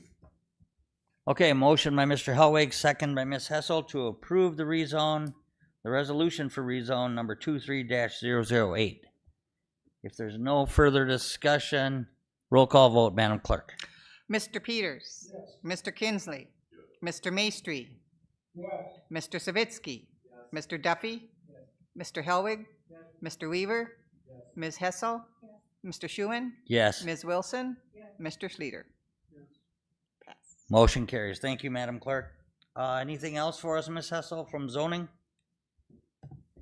To run the meeting tomorrow, so be prepared. All right. You heard it here first. All right, well, thank you, Ms. Hessel. All right, moving on, number 11, Public Safety Committee Chair Report. Who's gonna take that, Mr.? Okay. Mr. Alvarado, you want to take a crack at it? Sorry. I'll take a crack I know. at it. Sure. Mr. Buckholz is excused, yeah. Clerk of Court, things are ironing themselves out there. They're still short-staffed, but they're working with the 2 new judges and getting the trials reassigned to the each judge, and some bumps along the way, but the Clerk of Court reports that they're working within what they have right now as far as staff. They did have in the Sheriff's Department, we did have a deputy graduate from the CVTC Law Enforcement Academy. It's a current employee that we sponsored, and that person is out on doing FTE training right now, become a patrol officer. Jail report, the jail population is down from a year ago and holding steady, right around 70, 72 inmates on a monthly basis. Do have a few more people out on Huber, which is good, although the unemployment rate of those who are still incarcerated is 67%. No report from the communications specialist. I'll just add, though, that we do have an RFP out for a new communications radio specialist or radio consultant. I expect to have those back the end of next month, and anticipating making a decision, so we have something set up for the first of the year. Nothing really new from code enforcement, just that the 2024 dog licensing is underway, working with the clerk's office. Emergency management report, they did a tabletop exercise in September with the hospital staff and hazmat team, and then for anybody interested, there's a training session on November 7th and 8th here at the Sheriff's Department classroom. It's about recovery from disaster, the local community role. This is, I guess, a result of the event we had in December last year, realizing that a lot of people, will figure out what their roles were when we have an emergency. So the emergency manager has set up this training to offer that up for town board members, city council, public that are interested. Emergency services, the ambulance, the ambulance report details were reviewed. And then the EMR class is up and running at the Hayward High School. That would be first responders, that has 10 students in it. Just as an aside, there were some questions at last week's finance meeting about ambulance calls and ambulance information. So we're gonna, right now, there's some information going to the Public Safety Committee in terms of call reports, and they're breaking down different statistics every month so people can see all the ambulances being used and where they're responding to. And then we also have a billing report that goes to both committees. So we'll try to reference all the reports at both meetings so everybody can kind of see what's happening with the ambulance. Criminal justice, CJCC update. Recovery court is what we're officially calling the drug court. That is moving ahead, so it's up and running on the 1st. TAD application for next year has been submitted. And then, yes, we did receive verification of the deflection grant that the Sheriff's Department will be, we don't have the paperwork to sign, but it was publicly noticed and that we are $260,000 to the Sheriff's Department for deflection and training of officers for that, as well as some potential medical assisted therapy in the jail. And then, yeah, we did also discuss the mental health concerns in the jail and coming up with a better way of doing things, provider or hours, so we have something moving forward. And that would be the public safety report that I'm going to give you. Okay, thank you. Any questions for Mr. Alvarado? Yeah, he sure does. Thank you, Andy. All right, moving on then to number 12, Public Works Committee Chair Report. Mr. Kinsley. Thank you, Mr. Chairman. Public Works, we have the maintenance department. The maintenance department has got a nice building here, and they continue to keep things clean. They're starting to gear up for what's going to happen coming this winter. In the airport, we have a master plan committee put together to try to make changes coming forward. And we have a written report from that. I also asked the clerk to also include the minutes, so if someone sees something in there they want to ask, they certainly can. And in the highway department, we are honored tonight to have our highway commissioner here, so everybody can meet Mr. John Meadow. Oh, there he is. Hi, John. Does he wish to say anything, Mr. Kinsley? Or? Well, we could always ask him. Yeah, good. Do you wish to say anything, John, or are you good? Okay. He's good. All right. Put him on the spot right away. Yeah.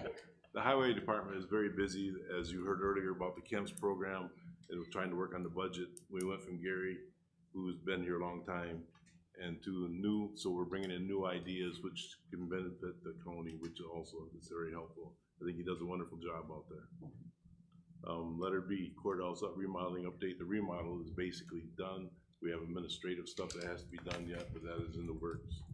And letter C is ATV, UTV routes.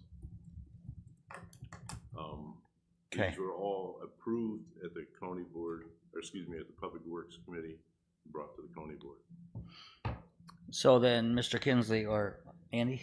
Just going to offer up one administrative thing. You can go ahead and discuss these. So, like Mr. Kinsley said, items 1 through 5 were approved at the Public Works Committee and referred here.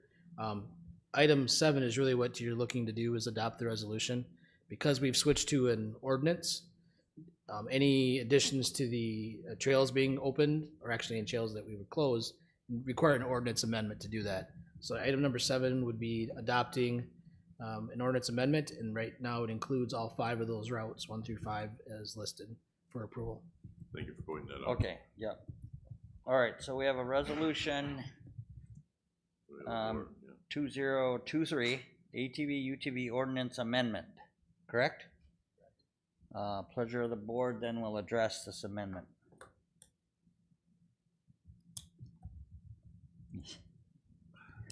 Are we discussing that? Mr. Weaver? Motion to approve? Okay. Second by Mr. Peters. Motion by Mr. Weaver, second by Mr. Peters to approve the resolution amending the ordinance, including these routes. Is there any further discussion? I had a question. Yes, Ms. Wilson? Route number 3, are there any businesses that are involved in that route proposal? Are you asking me? Route 3 is County Trunk DD from F to Washburn line. You were told there was a resort there. On D. You were told there's a resort there. On D. Okay. Double D, excuse me. Are there any businesses on number 4? County number 4 is County F, right-of-way road to Chapel Road.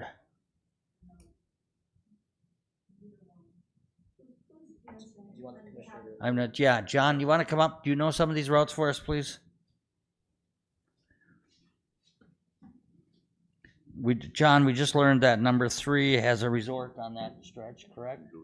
Yes. And then number 4, right-of-way road to Chapel Road. Are there any businesses on that stretch? There is not, but this is the ride's connectivity between upper portion of F and the lower portion of F connected where the Tuscobia Trail crosses.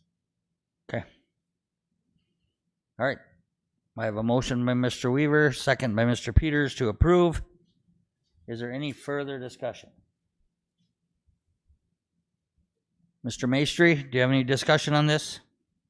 No, thanks for asking. You bet. Okay, I guess we'll do a roll call vote, Madam Clerk. Motion is to approve. Dale Schluter. Ms. Wilson. Mr. Schuman. Yes. Ms. Hessel. Mr. Weaver. Mr. Helwig. Mr. Duffy. Mr. Savitsky. Mr. Maestri. Mr. Kinsley. Mr. Peters. 1 negative. Okay, motion carries. Thank you. Letter D. Yes, sir. Airport release was approved at Public Works Committee, so it's brought to the full board. Okay, and this is also Mr. Alvarado, a resolution approving this hangar ground lease? Yes, this is essentially a new lease. Mr. Hanslick has had his renewal period, so this will be establishing a new lease under the new terms. There was a question at Public Works as to why we were doing this now, because it's not renewing until April. But that's because, thanks to the clerk who's really taken the bull by the horns with keeping track of these leases, we're trying to get all the billings to be on the first of the year schedule. So that would help. This will get out. The new lease terms won't start till April, but she'll get the billings out for a pro rata portion for next year. Okay, Mr. Helwig. I make a motion to approve the Ms. Hessel. resolution. I'll second Okay. that. Motion by Mr. Helwig, second by Ms. Hessel to approve the resolution approving Sawyer County Airport hangar ground lease. Is there any discussion? Mr. Maestri. Oh, Mr. Weaver. I just have a question. Is this a fair market value?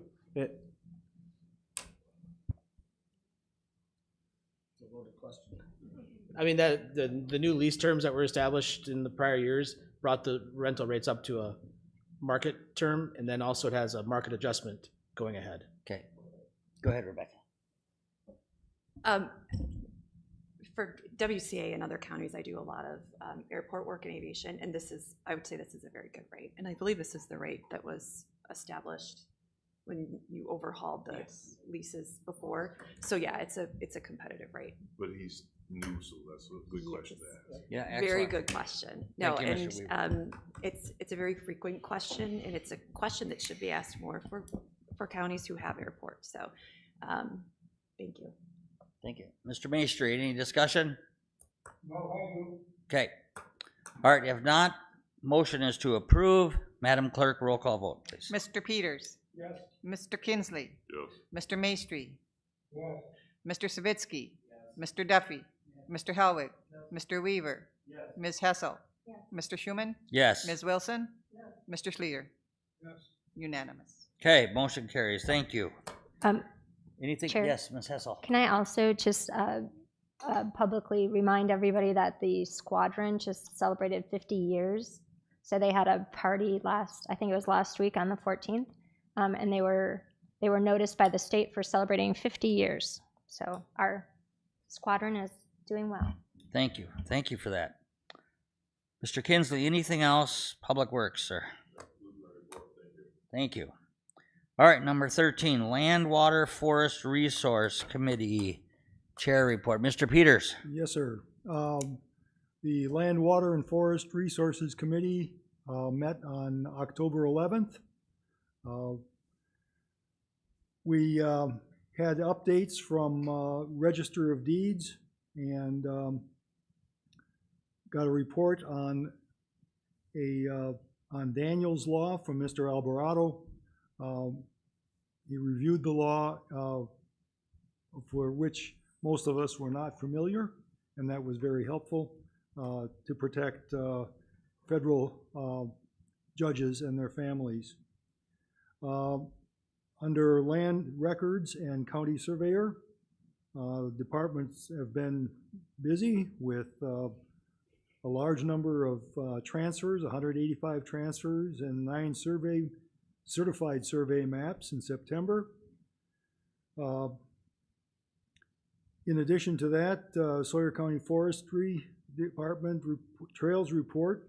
The clubs are readying trails for snowmobile season, but we're now in the busy fall ATV, UTV season.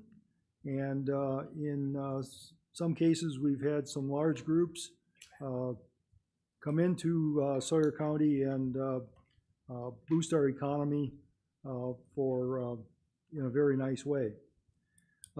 County Forestry also provided a written report, and the markets and weather conditions are not currently helping out with harvesting, but we're on target for budget. Timber sale and sale inspections are on target, and we continue to study oak wilt, but there may be a new or a different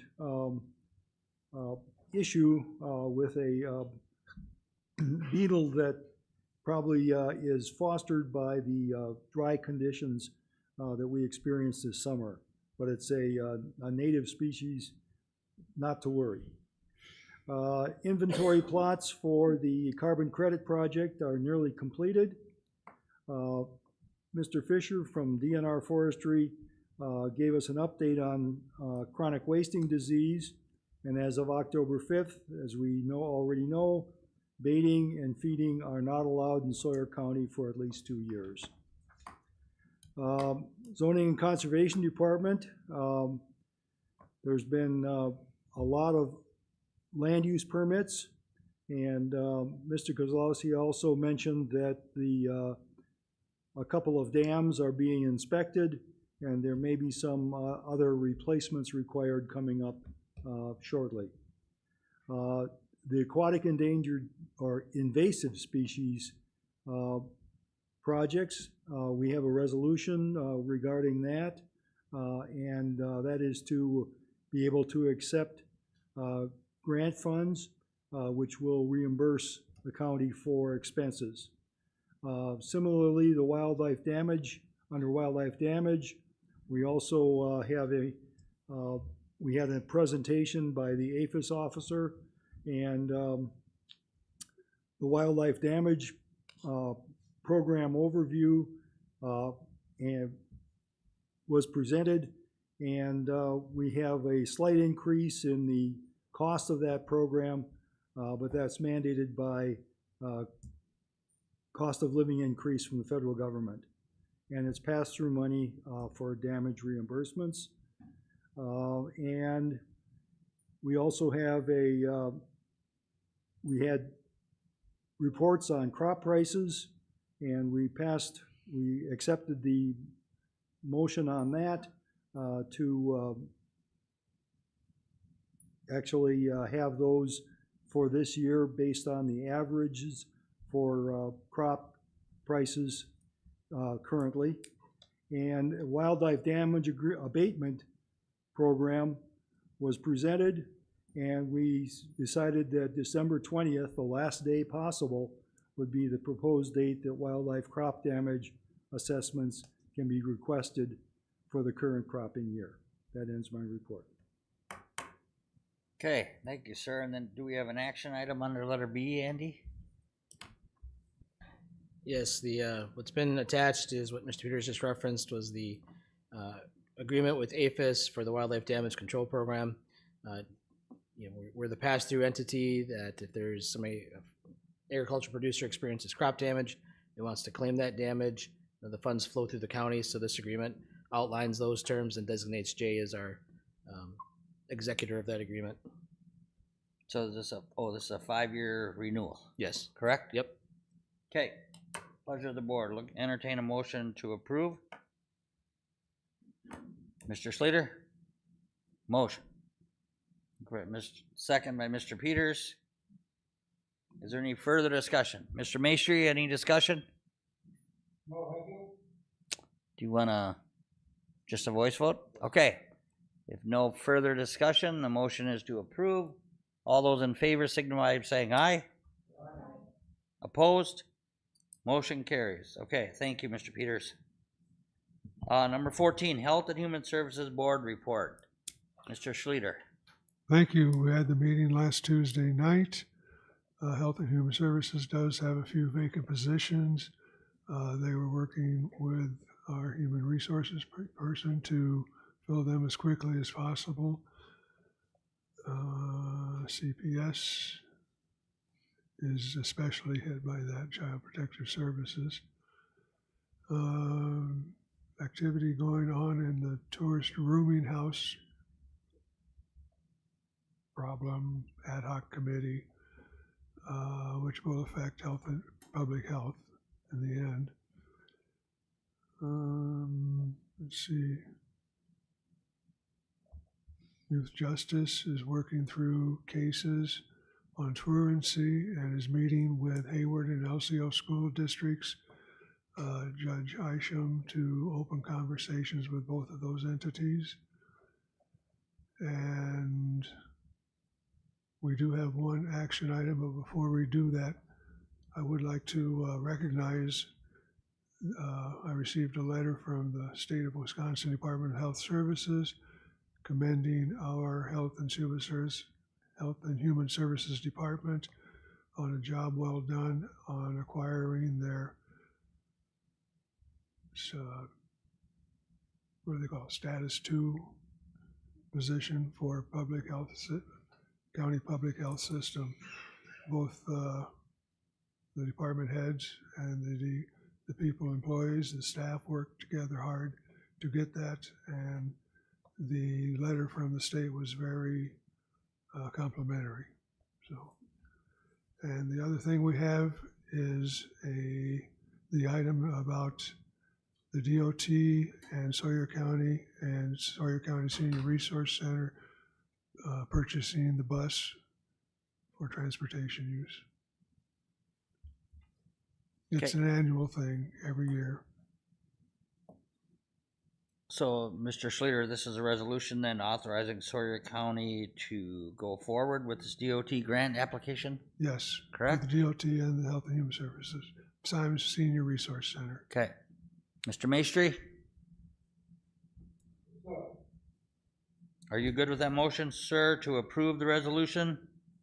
Yes. Okay, motion by Mr. Maestri. Mr. Schleter? Second. Second?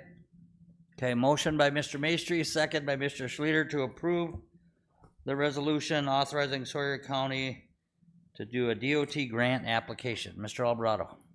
Yeah, just gonna reiterate, this is an annual grant that helps senior resource operate or provide transportation to seniors in the community. The $15,978 local share comes from the county and is part of our allocation of funds to senior resource. Okay, is there any further discussion on the motion?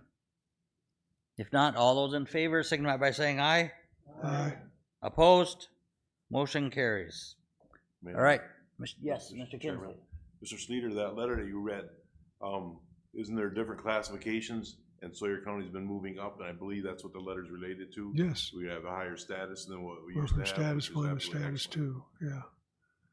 For the board members that aren't aware of that. Yeah. Thank you. You might be interested, the highest level is level 1, and that's probably not going to happen in Sawyer County. It is designed to be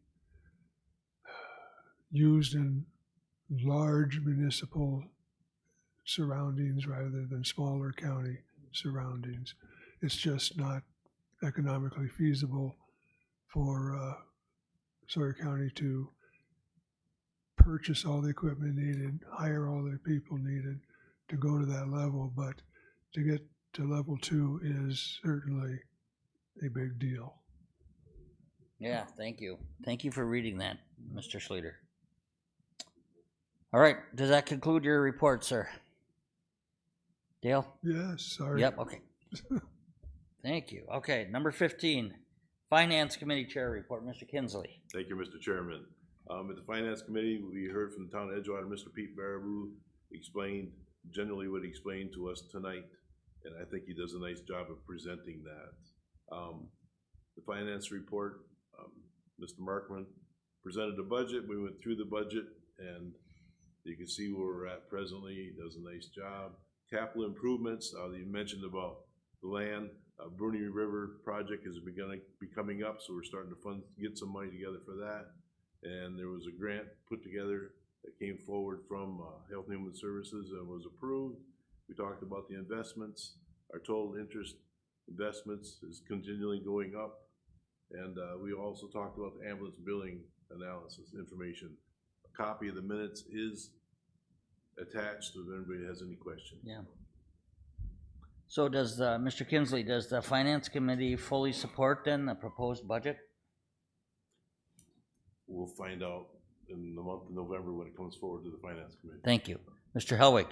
I'm curious about this Edgewater situation. Is that gonna be brought up? Is there gonna be more discussion on that, or how's that gonna get resolved, I guess?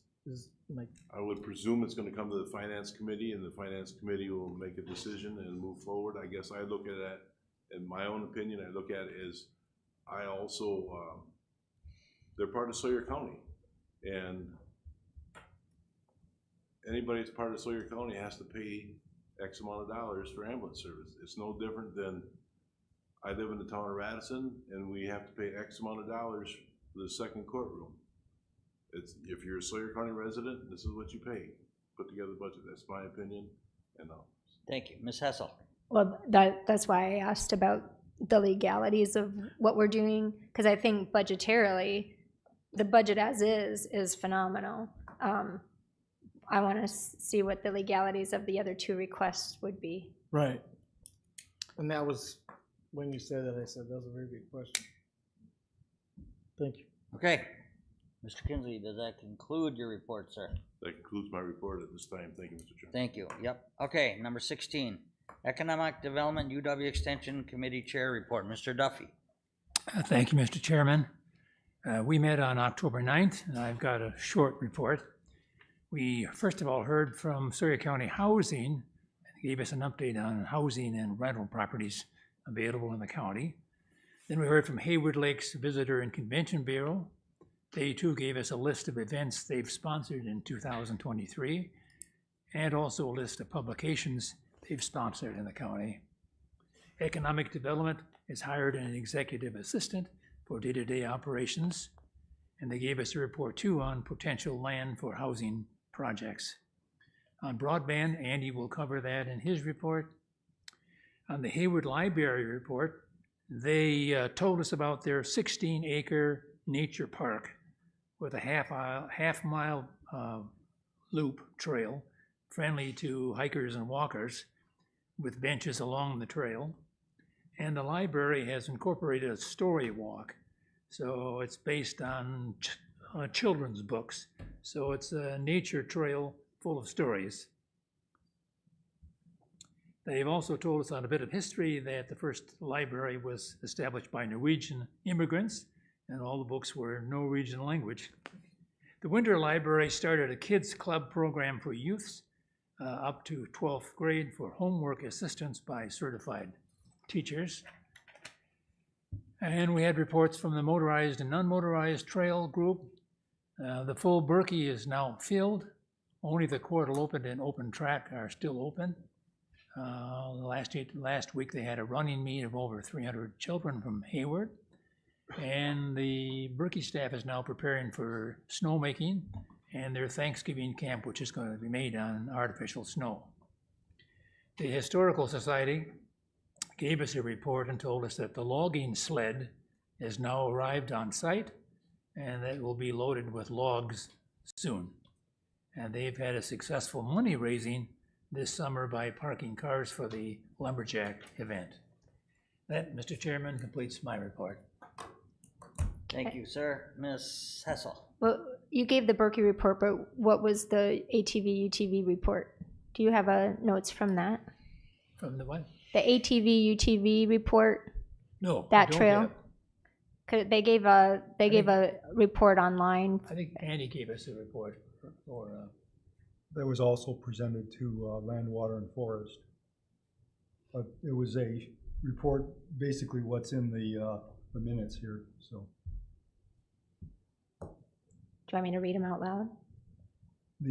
Basically that there were a group of 64 ATV, which was the part of the large groups that came into the area, and that they produced a approximately $30,000 worth of spending during that weekend. Okay, thank you, Mr. Peters. Mr. Helwig. What has the Economic Development Corporation brought to the county economically? You said that they, in their report, they had talked about some housing development, but what have they brought to the county economically? Well, I don't think we have any money that we can actually spend, but actually we're the ears and eyes of these various endeavors in the county and report back to the full board as to what's going on.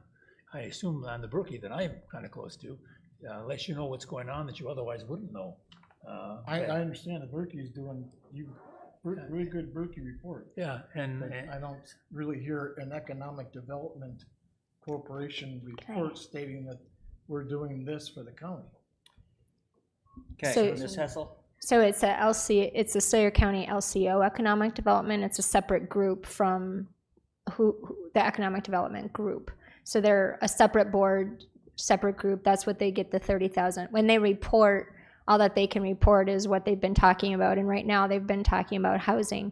They don't have a director. We're waiting on a housing report from the UW Extension. But so there's not a lot to report on. They're holding classes. You're welcome to go to any of their meetings. They're at the 1 o'clock after the finance meeting that day. So that's fine. So you're wondering what the measured value is, and that's what I think I think that's what we've all been asking, but until they have a director, there's not an answer right now. Thank you, Ms. Hessel. Thank you. Did you have anything else then, Mr. Duffy? No, thank you, Mr. Chairman. All right. Moving on then to number 17, County Administrator's Report. Mr. Alvarado. Sure. Like it's already been stated, the remodel and the expansion of the courthouse is physically complete. We're still working through some closeout items. I did give the Public Works Committee an update on kind of what's going on with that. We did get some furniture that came in this week that was ordered, as well as some signs. So we're slowly getting those little pieces back into place. There's still some punch list items with the polished concrete.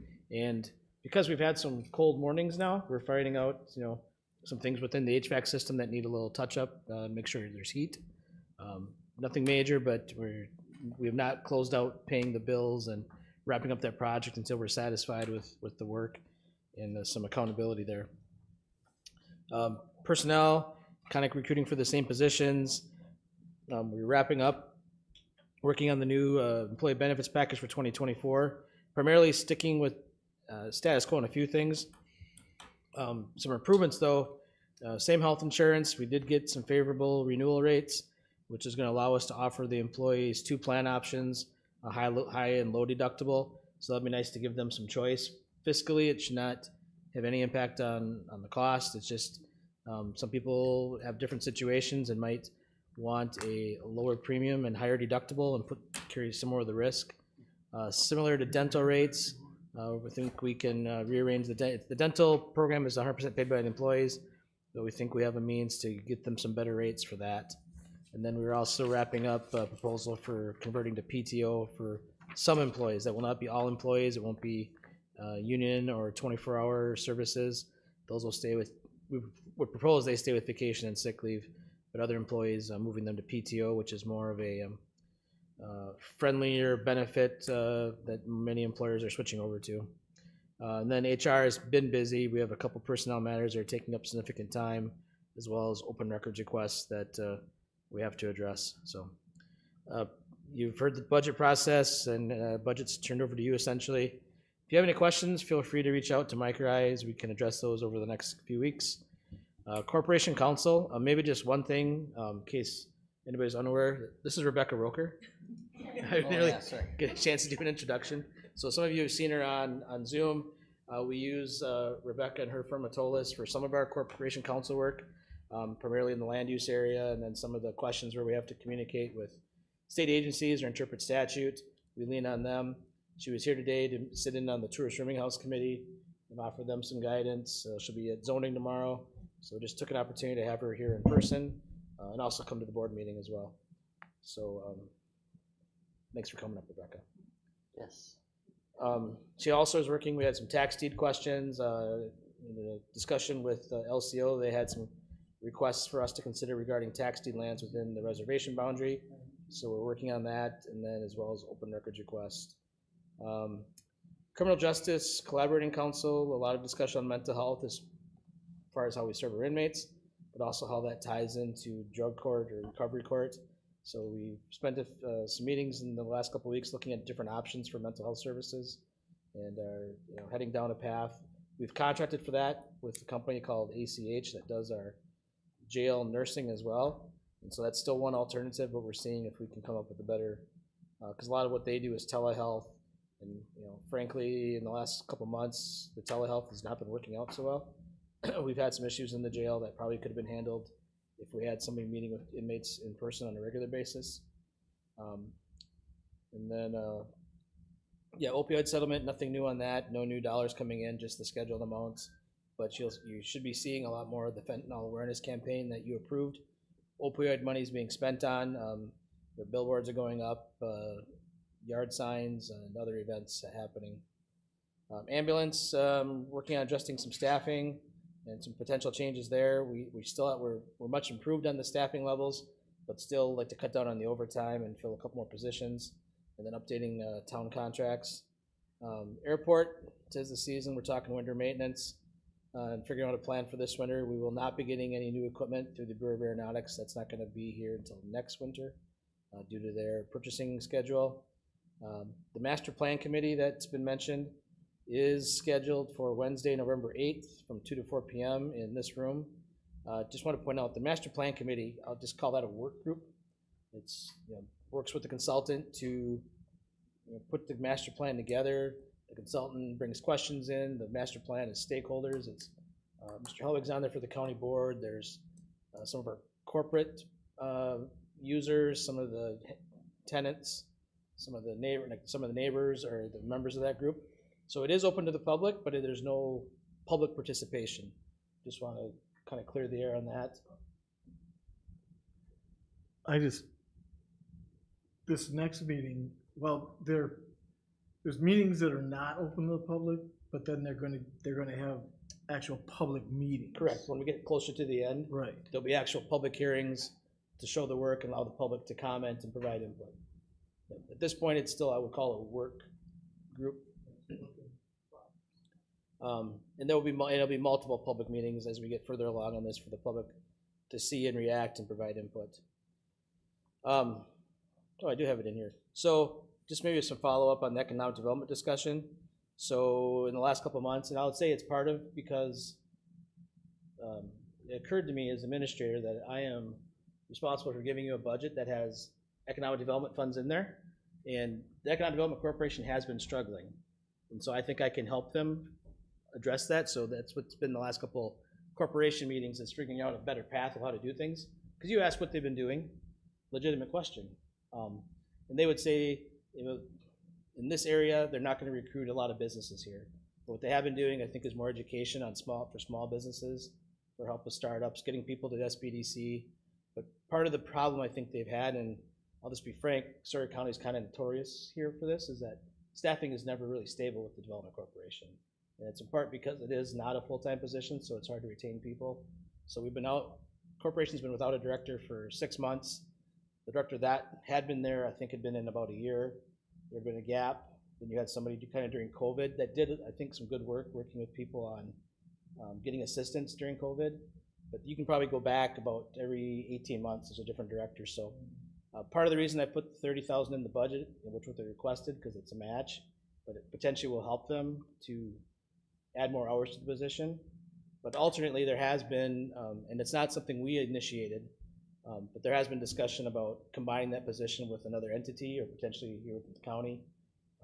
And even, and at this point, it's just discussion. I made a point of bringing it up at a couple meetings so you know that this is being talked about. But maybe there could be more accountability if it had some day-to-day oversight. So there are things happening there, but your question's legitimate and should always be asked. What are they doing and what are we getting for our money? Yeah, Mr. Charlie. Yeah, when you said it was matching, but I think it was last year, every year I asked a question about economic development, and it was a straight 25,000. No? Did we disperse those funds? It's always been matching? Yeah, we only disperse those funds when they show us evidence that they have the match, because we made 2 disbursements this year of the 25,000. Once they showed they had brought in other money to match it. You made 2 disbursements to total 25. Yes. Thank you. Mm-hmm. Right. Right. Thank you. The other thing I'm trying to put it together for December for the annual meeting is maybe a little bit of economic development education. Because when you say economic development, it's this big. It's some places chase like manufacturers, some places specialize in equity investing or small business startups. Some are ag-based, some are deal with incubating businesses. So you could have a pretty wide scope of work, which I think if we could find out the priorities here, we could help figure out who's best to do that. So it's big conversation that we're trying to, but I agree, how those funds that the county provides are used and what they get out of them is always a good question. Broadband, we are receiving just in the last week contacts. I got 3 companies with 5 or 6 projects that they are applying for the next round of grant funding. Of course, the next round is due like November 7th, I think. So I'll just be providing letters of support.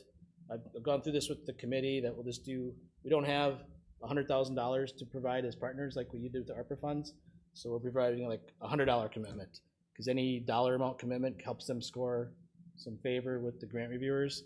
So we're just gonna support all the projects that are going on in the county and let the granting agency decide which ones they want to fund. LCO, just working on some follow-up from our meeting with them last month. And then we all have discussed, staff there and I, the cooperative tribal law enforcement grant that we just did differently last year, where we sign off on it with the resolution, but they actually make the application and receive the funds. And their preference is just to do it again the same for next year. So you'll see that resolution at the upcoming Public Safety Committee meeting and then County Board. And then, yeah, a lot of discussion and calls and logistics on rooming houses and ATVs the last month, some of those meetings. We did address some issues or are with the Senior Resource Center, in case you've heard about them, as far as some consistency in meal delivery down the winter area, and also their financials as far as keeping their volunteer drivers going. We support them. They are one of the handful of contracted aging units in the state. They work directly with an entity called GWAR at the state level, who provides funding for the meal program. But it's one of those things where GWAR reimburses them. So if their reimbursements don't come in timely, they have a cash flow issue at Senior Resource. So we've discussed that and how to get over those hurdles in the future. And then for anybody interested, not just the committees, we are going to be hosting regional trainings at our request for the Board of Adjustment and the Zoning Committee. So we have those dates settled now. So if you're on those now or want to be in the future or just curious, you'll be able to attend these. But the Board of Adjustment is Tuesday, November 14th from 3 to 6. That's before our budget meeting. And then the Zoning Committee is Wednesday, November 29th from 3 to 6. There's a cost. The county will cover that for board members, but we have to offer it on a regional level. So they wanted space for 75 people, which I thought was optimistic, but we've reserved the Hayward Veterans Community Center to hold the trainings at. This is being done by the Center for Land Use out of UW-Stevens Point. Okay. Thank you, Mr. Alvarado. Mr. Schluter. Yeah, I just wanted to mention that at the Senior Resource Center meeting last night, we talked about the grants that we've received recently, and they're adding to our coffers. The drawing that is taking place, ticket sales are really good, again, adding to our coffers. We're doing a lot, everything we can to raise money to keep that place going. But we also learned last night that, well, one thing that GWAR pays attention to is how many in-kind hours we have. Do we have a lot of volunteers? And we can add up all those hours. We report that to GWAR, and that makes a big impact on how much money we get. The more hours we have, the more money we get from in-kind services. We also learned that the rules have been changed, and if a driver for us only receives the stipend of driving, basically it pays for their gas. But anyway, even if they volunteer everything, oh, I said that wrong. If we used to be able to use the drivers as in-kind services, but now we can't. So most of the money, if not all of the money that we've raised so far this year is going to be more than offset by the loss of those in-kind services next year. So just FYI. Thank you, Mr. Schluter. Okay, thank you, Mr. Alvarado. Anything else, or you're good to go? All right. Correspondence, reports, conferences, anyone? Anything coming up, Mr. Kinsley?